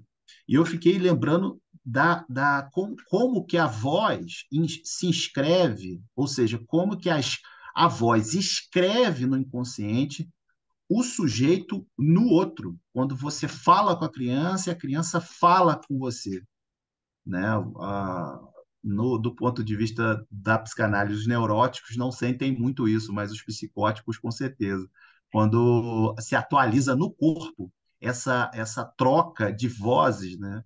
A voz da mãe com a voz do filho. Inicialmente, no bebê, é muito interessante de ver isso, porque ali ainda, naquele infância, ainda a mãe ainda está com uma ligação muito profunda com o bebê, né? Ao ponto do bebê chorar, eu que sou pai não entender absolutamente nada e a mãe interpretar que aquilo é um choro de fome, né? Ela não está interpretando pelo som, ela está interpretando pela via do corpo, né? É aí que eu quero chegar, né? Quando você fala sobre as vozes dos personagens e como que essa voz tem uma emissão vocal irredutível, né? Ela é valiosa, né? A voz equivale aí a uma estrutura que pode se apoiar em experiências estéticas e experiências sensoriais e, em última instância, em experiências corporais, né?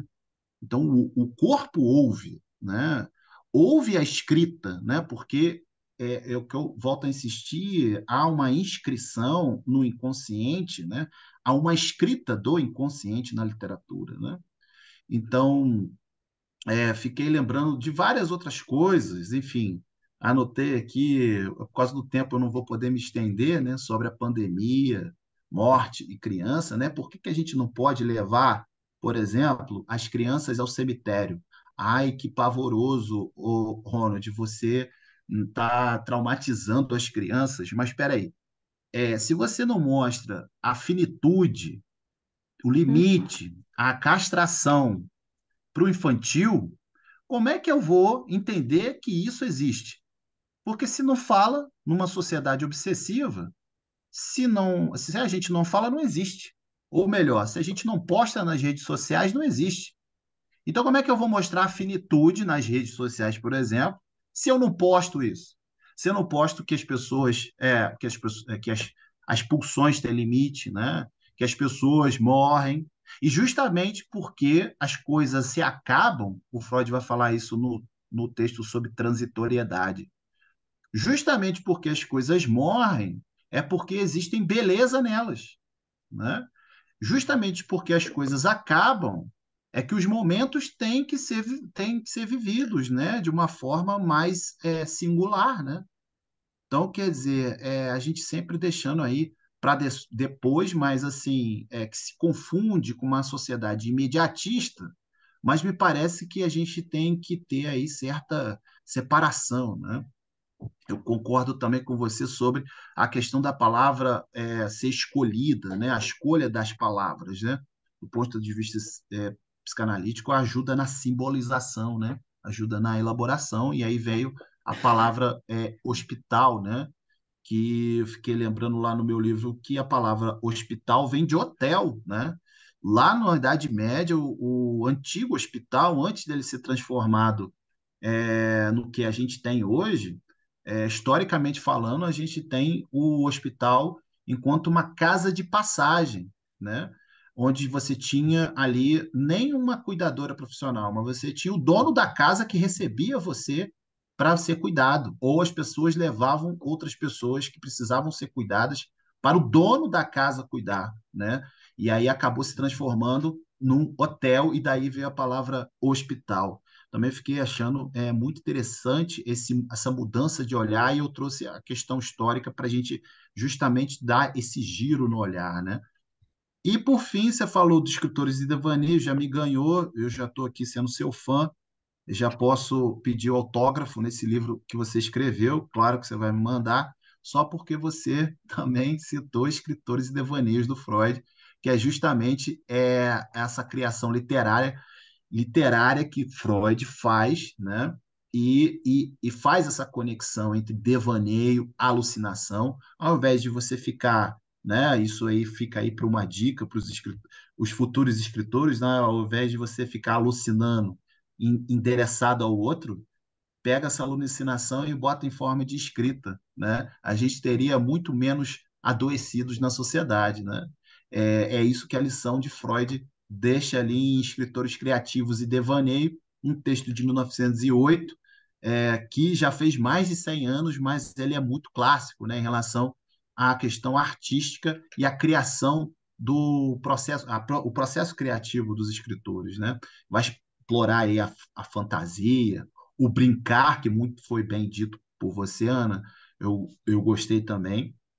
É, por fim, eu fiquei aqui pensando exatamente no tempo e na linguagem que você falou, que a escrita se dá no tempo e na linguagem, né? E o ser é justamente isso. A gente só consegue ser e não vir a ser, né, como você falou, mas a gente consegue ser, né, só no tempo e na linguagem, né? Quer dizer, eu achei isso muito interessante porque isso está lá no seminário sobre o sintoma do Lacan, de 1976. Isso é muito interessante.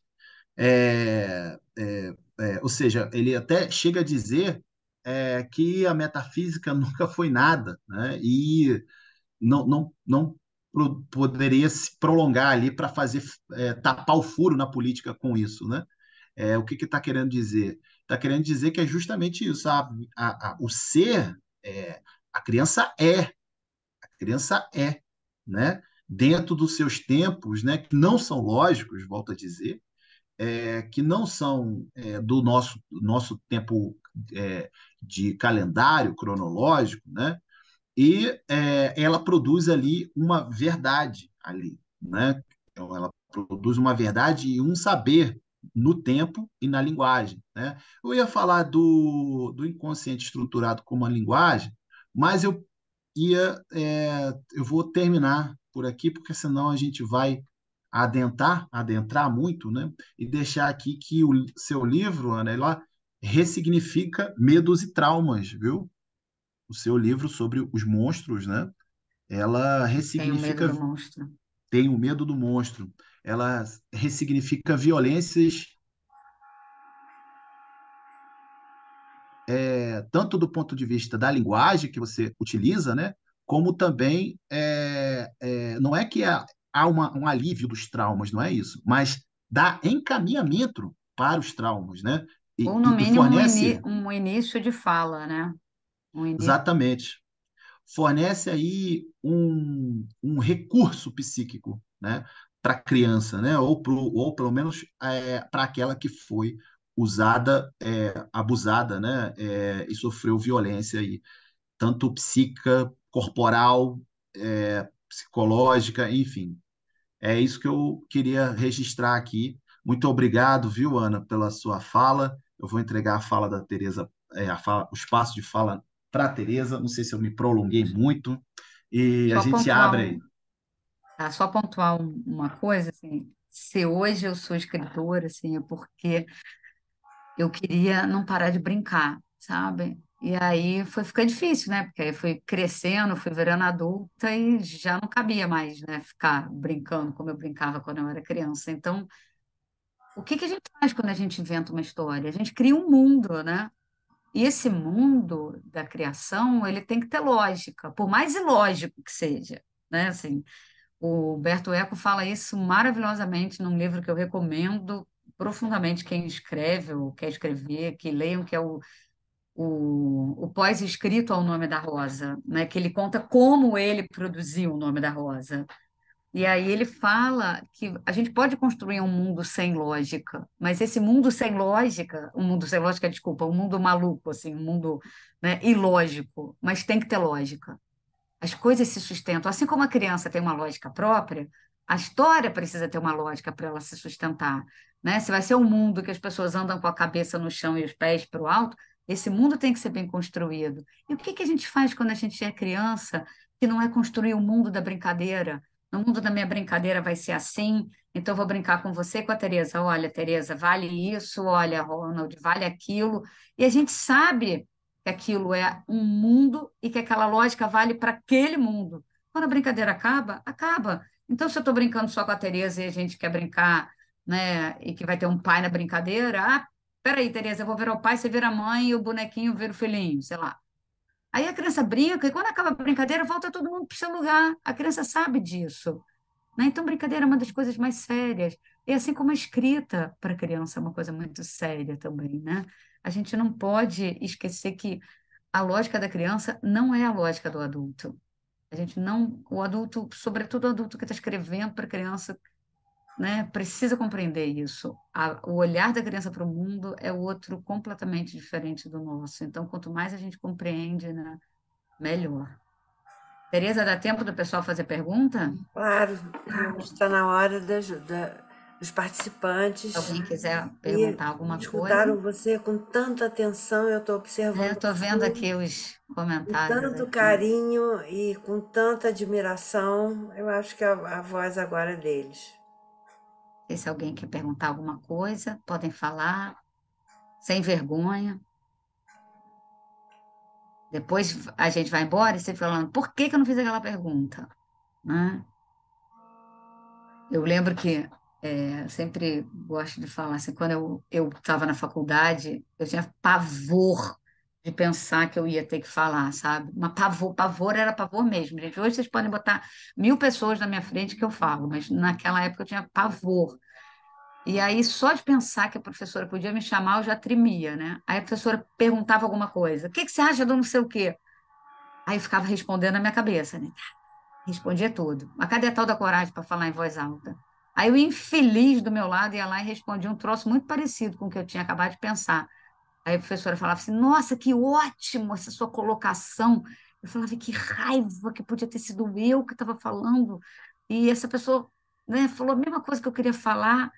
E aí foi com o livro da Ana Maria Machado, O Raul da Ferrugem Azul, que eu aprendi a desenferrujar, né? Eu falei, cara, eu tenho que desenferrujar minha fala, né? Senão eu vou ter medo pro resto da vida, né? Então, tudo isso é para dizer que vocês não precisam ter vergonha de falar nada, gente. Podem perguntar o que vocês Por quiserem, favor. né? Senão a gente... Oi, Ana. Ana, Cadê? Fala, você tá Fernando. ouvindo? Tô te ouvindo. Oi, eu botei uma pergunta para você aí no chat. Cadê? Cadê? É, Aqui. Nesse seu mais recente livro, o tema violência e abuso é tratado de maneira cuidadosa. Quantas camadas foram trabalhadas para tornar uma história tão difícil em um texto que chama o leitor para sentir? Ah, essa resposta eu não tenho não, coisa Fernando. Eu não rápida. sei quantas camadas foram trabalhadas, mas foram muitas, sabe? Porque ele precisou descansar, eu precisei tirar, né? Porque na hora que eu tiro o nome das crianças, na hora que eu tiro a profissão da mãe, na hora que eu tiro o monstro de ser nomeado, né? Na primeira história era o avô, o monstro. Então isso limita a história, limita uma única pessoa. E na hora que eu tiro e amplio para o monstro, esse monstro pode ser tantas possibilidades de monstro. Pode ser um homem, pode ser uma mulher, pode ser pai, pode ser padrasto, pode ser uma tia, pode ser uma avó, pode ser alguém, né? Assim, enfim, pode ser um monstro imaginário se for uma criança pequena que estiver lendo e ainda, né, não entrar naquele campo completo do livro. Então, a ideia desse monstro era que, dentro da palavra monstro, coubessem essas múltiplas possibilidades, porque essa é uma atitude muito monstruosa, né? Se acabar ali com a vida de uma criança, porque por mais que a mãe, né, no final apareça, estou dando spoiler, né, da história, né, e que a mãe descobre, o monstro vai para fora da casa, é uma dor no corpo daquela menina que vai ser para sempre, né? E aí dá-lhe de anos e anos de terapia para que se trabalhe tudo isso, né? Então, é um trabalho que requer tempo, sabe, Fernando, assim, para chegar nesse nível de camadas. Por exemplo, eu fiquei pensando aqui, né? Eu falei, poxa, não dei alguns exemplos. Eu tenho um livro que se chama Todo Mundo Tem Família. É uma coleção chamada Todo Mundo Tem, é antiga, é do ano 2000. Em 99, eu tinha lançado um livro que tinha uma personagem homossexual, e é óbvio que se em 2023 esses livros não entram na escola, em 99 e mal passava na porta da escola, né? Não entrava. E aí, quando eu construo um livro, talvez tenha sido o primeiro dentro da literatura infantil para falar de diferentes famílias, né? Eu desconheço algum antes, pelo menos, na literatura brasileira. Eu falei, como é que eu vou falar de uma família homoafetiva de maneira que esse livro entre na escola? Se eu colocasse no ano 2000, tá? E até porque esse livro foi escrito em 98, então já tem tempo à beça, né? Se eu colocasse que teriam famílias com dois pais ou duas mães, o que que ia acontecer com esse livro? Ele não ia entrar na escola. E o que que eu queria que ele entrasse na escola? Porque eu queria provocar esse discurso de que existem famílias completamente diferentes e que nenhuma é melhor do que a outra. Porque uma das características da coleção é não fazer juízo de valor. Então, eu driblei aqui com a linguagem para colocar algo que ficasse muito disfarçado, mas que entrasse dentro da escola e alguém atento vai sacar. Então, tem uma hora que diz assim: mas quando o casamento não dá certo, cada um vai para o seu canto. E aí a mãe e o pai podem ter novas namoradas ou namorados. Aqui cabe. A mãe e o pai podem ter novas namoradas ou namorados. Tanto faz. A mãe pode ter namorada, o pai pode ter namorado.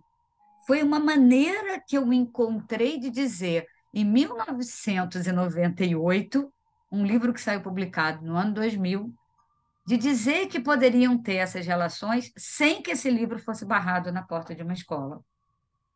Hoje, a gente já pode colocar isso, ainda assim é um livro que determinadas escolas não vão querer esse livro lá dentro por nada, sabe? Então, eu precisei fazer esse tipo de brincadeira, né? Esse jogo de linguagem, para que esse livro coubesse dentro de todas as escolas, assim como, por exemplo, eu sei que o Namoros em Dois Tempos é um livro que ele também é barrado em muitas escolas, porque ele fala de sexo, né? Porque os adolescentes não transam, né? Ninguém transa, né? É uma coisa impressionante. Chega a ser hipócrita não falar sobre isso com os jovens e não falar sobre isso na escola. E esse livro, ele tinha uma versão anterior, que se chamava Namoros em Dois Tempos, que eu transformei aquela versão que foi publicada lá em 2004, eu ampliei, virou o diário da mãe da menina. Então, é um diário, é um diálogo. A menina é uma adolescente, né, que quer começar a transar com o namorado, e ela está ali com a amiga, criando coragem para ir contar isso para a mãe, porque ela quer marcar uma ida no ginecologista, né? Então, é um livro que vai falar de sexo, é um livro que a editora ainda pediu assim: Ana, tem uma brincadeira, né? Porque a mãe está namorando, mas ela também se apaixona, dá uma passeada pelo poliamor. Eu falei, gente, se a gente só de falar de, né, de uma transa já é complicado, e aí como é que eu faço isso para não ficar uma coisa que pudesse impedir, né, essa entrada do livro numa escola? A amiga, que é toda mais descolada, não sei o quê, ela fala assim: e se já existisse esse conceito, bem que a sua mãe ia gostar de ter um poliamor. Aí a menina fala: ai, para com isso, que não sei o quê. Então é um jogo que a gente vai criando até para a gente lidar com essas, enfim, para a gente lidar com essas caretices todas que estão por aí e conseguir furando o cerco e entrando e trazendo esses debates, né? Então, foi divertido porque eu faço uma brincadeira, né? A menina, só vou ler o iniciozinho só para vocês entenderem, né? No segundo capítulo está lá: mãe, quero te pedir uma coisa. Pode pedir, filha, se eu puder ajudar. Quero que você ligue para a doutora Roberta, marque uma consulta, porque eu quero fazer tudo direitinho para começar a transar com o Eric. Quero começar a tomar pílula, usar camisinha, me prevenir da melhor forma. Vamos congelar essa cena para que eu possa descrever a cara da mãe de Nina. Um misto de espantada, muito assustada em perceber que seu bebê tinha se tornado uma mulher e estava prestes a começar a ter relações sexuais com o namorado. Preciso contar também que uma história voltou como um flashback na memória da mãe. Mas antes ela se recompôs do susto, retomou a conversa, tentando ser o mais natural possível. Claro, filha, eu vou ligar amanhã mesmo e marcar para irmos lá no primeiro horário disponível. Mãe, eu quero ir sozinha. Essa é uma decisão minha. É a minha vida. Eu quero conversar sozinha com a doutora Roberta. Ah, eu nem tinha pensado em entrar na consulta, Nina. Tentou explicar a mãe ainda, um pouco assustada. Então, para que precisa ir? Ah, aí a menina é direta, né? Então, é um jogo. A linguagem é um jogo, né? Essa brincadeira toda. Então, botar camada na história é leva tempo, né, Fernando? Você que escreve também sabe bem disso.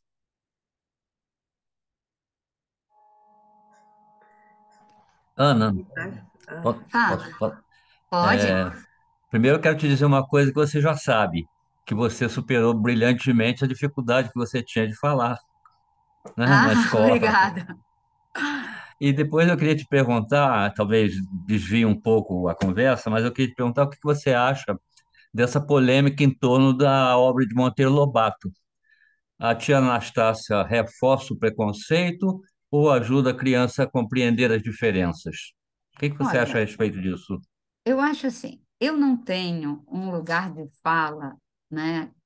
Não sou uma mulher branca, né? Eu digo que eu estou, né? Eu estou branca, eu sou uma pessoa que acredita em reencarnação. Então, eu estou branca, estou de olhos verdes nessa encarnação.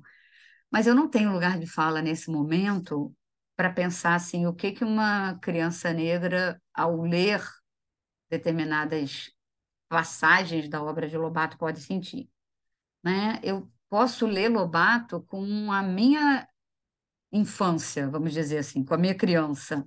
A minha criança não via um preconceito nisso, porque a minha criança, né, estava ali fascinada com aquela boneca falante, com aquele sítio do Pica-Pau Amarelo, com aquele pó de perlim-pim-pim, com aquela capacidade mágica que o Lobato traz. Então, eu acho que, para além de todas as questões, né, de uma descrição ali, né, dessa questão de preconceito mesmo na obra do Lobato, eu acho que a gente tem que ler Lobato ou trazer essa contextualização para os dias atuais, né, ter uma conversa com as crianças, até porque eu não sei o quanto as crianças hoje continuam lendo Lobato, né? Teve uma geração muito leitora de Lobato e uma geração muito assistidora, vamos dizer assim, do Sítio do Pica-Pau Amarelo na televisão, que já era bem diferente, né? Que aí já apresenta as coisas de uma forma muito diferente. Mas, assim, eu não gosto muito de que se escurrasse o Lobato nesse sentido, porque eu acho que ele traz para a literatura infantil coisas muito importantes. Ele dá voz às crianças, ele dá voz a uma boneca, né? Ele traz um mundo imaginário, ele traz essa piscadela que a Ana Maria Machado fala, né?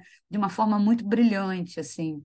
Então, eu acho que não ter a obra dele porque tem algumas questões ligadas, né, a preconceito racial, eu acho que é uma questão da gente contextualizar, sabe?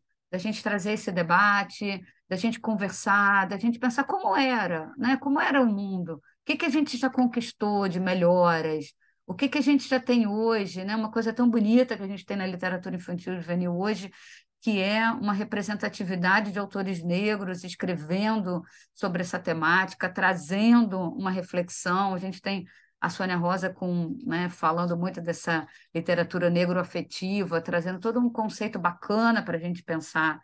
Então, eu acho que pensar a obra do Lobato é a gente contextualizar ela, sabe?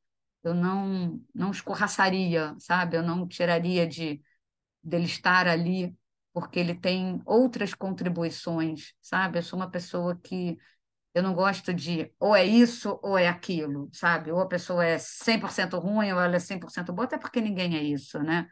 Então, dentro da obra dele, a gente tem conquistas incríveis, né, para a literatura infantil e juvenil brasileira, para pensar o livro em todos os espaços, para dar vez e voz para as crianças, sabe? Então, eu traria uma contextualização, onde tem esses momentos, vamos fazer uma reflexão, de maneira que as crianças, né, pretas não se sintam discriminadas, nada disso, mas para que a gente entenda a obra dele para uma outra grandeza que tem ali também, né? Obrigado.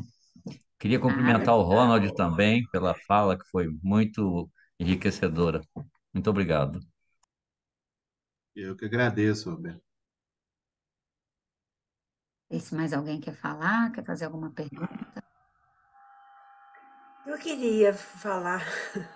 Fala, Tereza, Eu não para a sei se gente meu já som ir se está bom, encaminhando. vocês estão com algum eco, algum ruído, não sei. Tem um ruidinho atrás, mas dá para a gente te ouvir bem.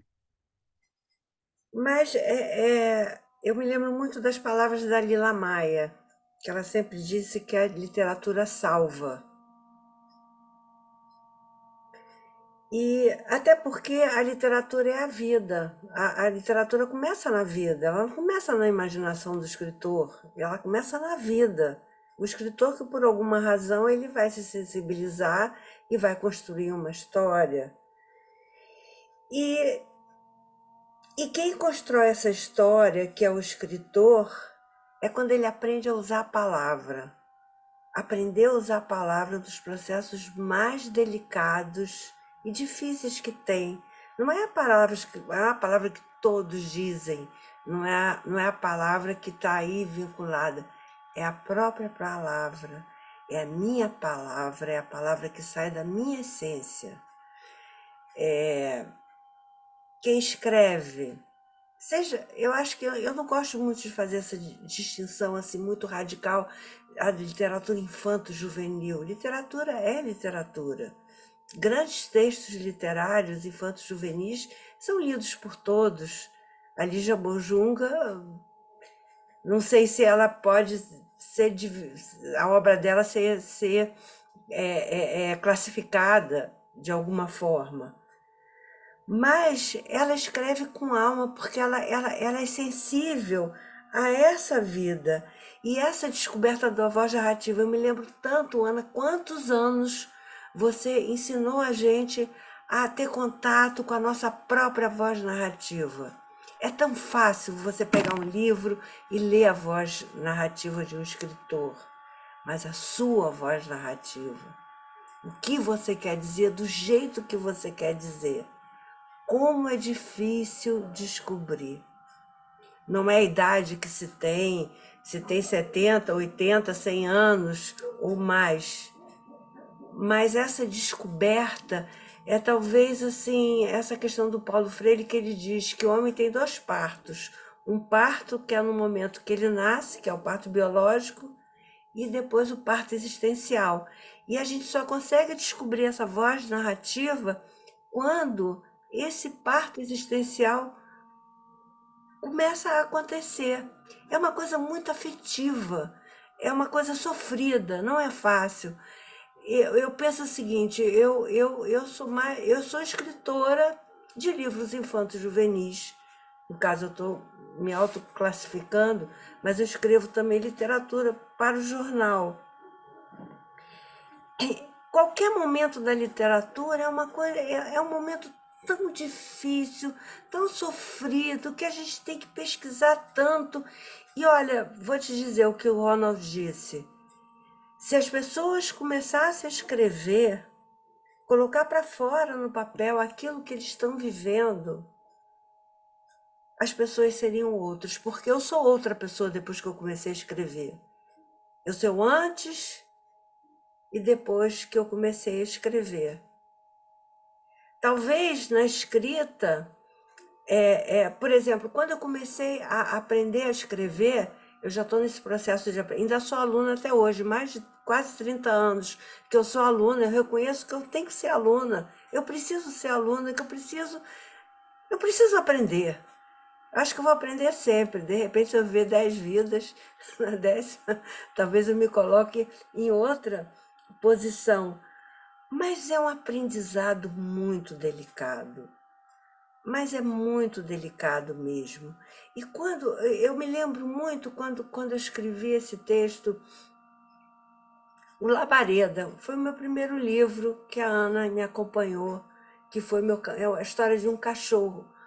Como foi difícil construir aquela voz dele, os personagens, a construção dos personagens. E quando eu estava escrevendo Labareda, eu fazia também outra oficina, eu aprendi uma coisa interessantíssima, a escrever cartas para o meu personagem. E o meu personagem me respondia: olha, o que eu descobri, o que eu me espantei, eu nunca pensei que um personagem meu que eu criei dissesse o que ele disse para mim. Essa relação do autor com o personagem é tão transcendental. Às vezes eu acho que tem alguma coisa em outro espaço, em outro mundo, mas os personagens, eles são entidades com vida, eles têm uma história. Então, escrever é um processo de aprendizado, é como um pianista. Os grandes pianistas, eles treinam 8 horas por dia. O escritor tem que passar por isso também. É, é isso. Eu anotei tanta coisa aqui do que os dois estavam falando, mas para mim é um aprendizado. Eu agradeço aos dois pela possibilidade de nos ensinar. Nós somos aprendizes. Ninguém sabe de nada e ninguém está pronto. Toda vez que eu vou escrever, toda semana que eu tenho que comparecer com texto, eu vejo assim, eu não sei nada, eu sei muito pouco. Aí eu começo a estudar, começo a ler, eu começo a aprender mais. E, gente, aprender é um prazer imenso, é um dos grandes prazeres da vida, a gente conseguir aprender. E a literatura, quem constrói literatura é um eterno aprendiz. A gente tem que ser muito humilde, tem que ter muita humildade, tem que receber críticas. E eu acho que eu também tenho que parar, porque senão eu vou embora.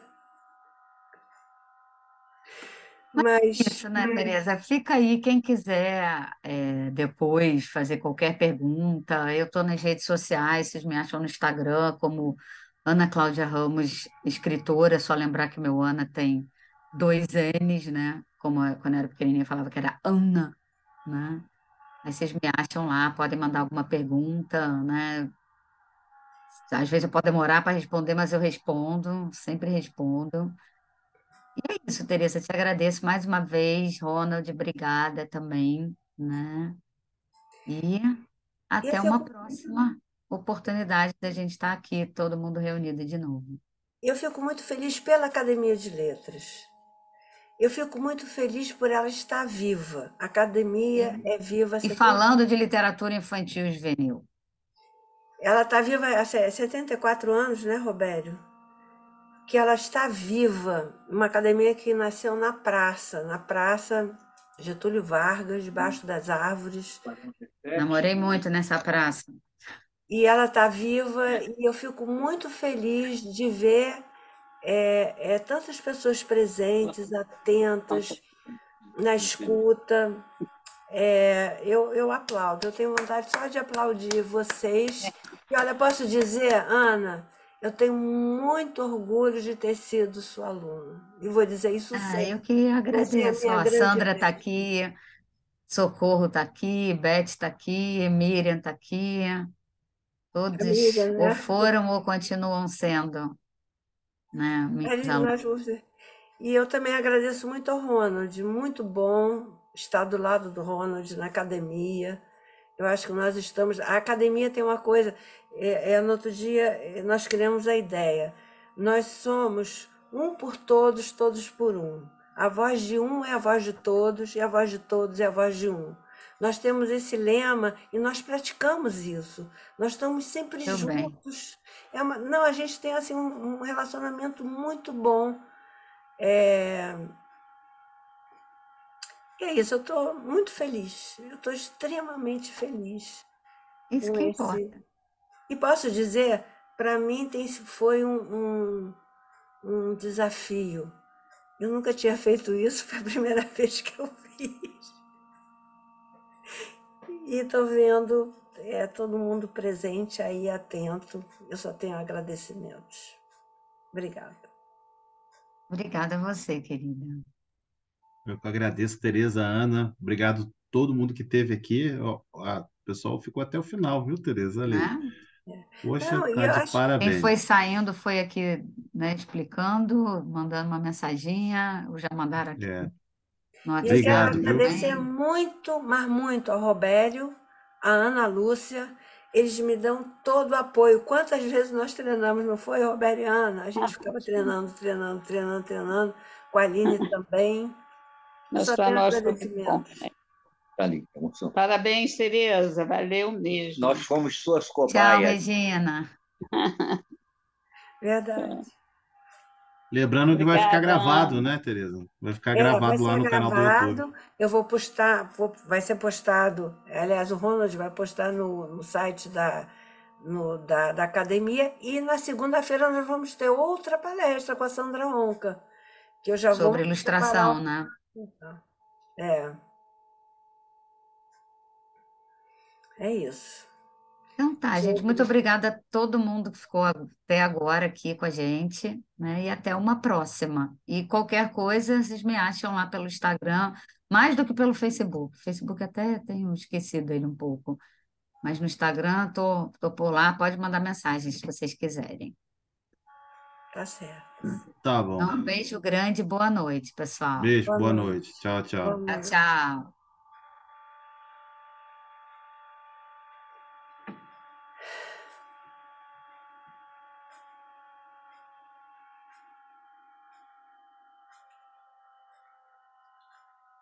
Beleza.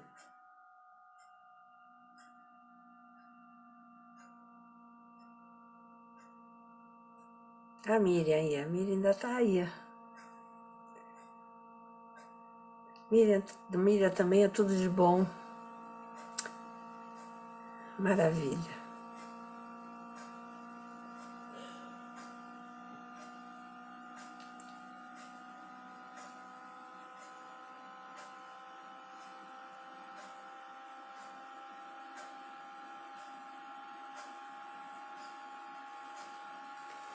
É isso, gente. Então vou me despedir, agradecendo mais uma vez a presença de todos. Até segunda-feira, que teremos outra palestra sobre ilustração.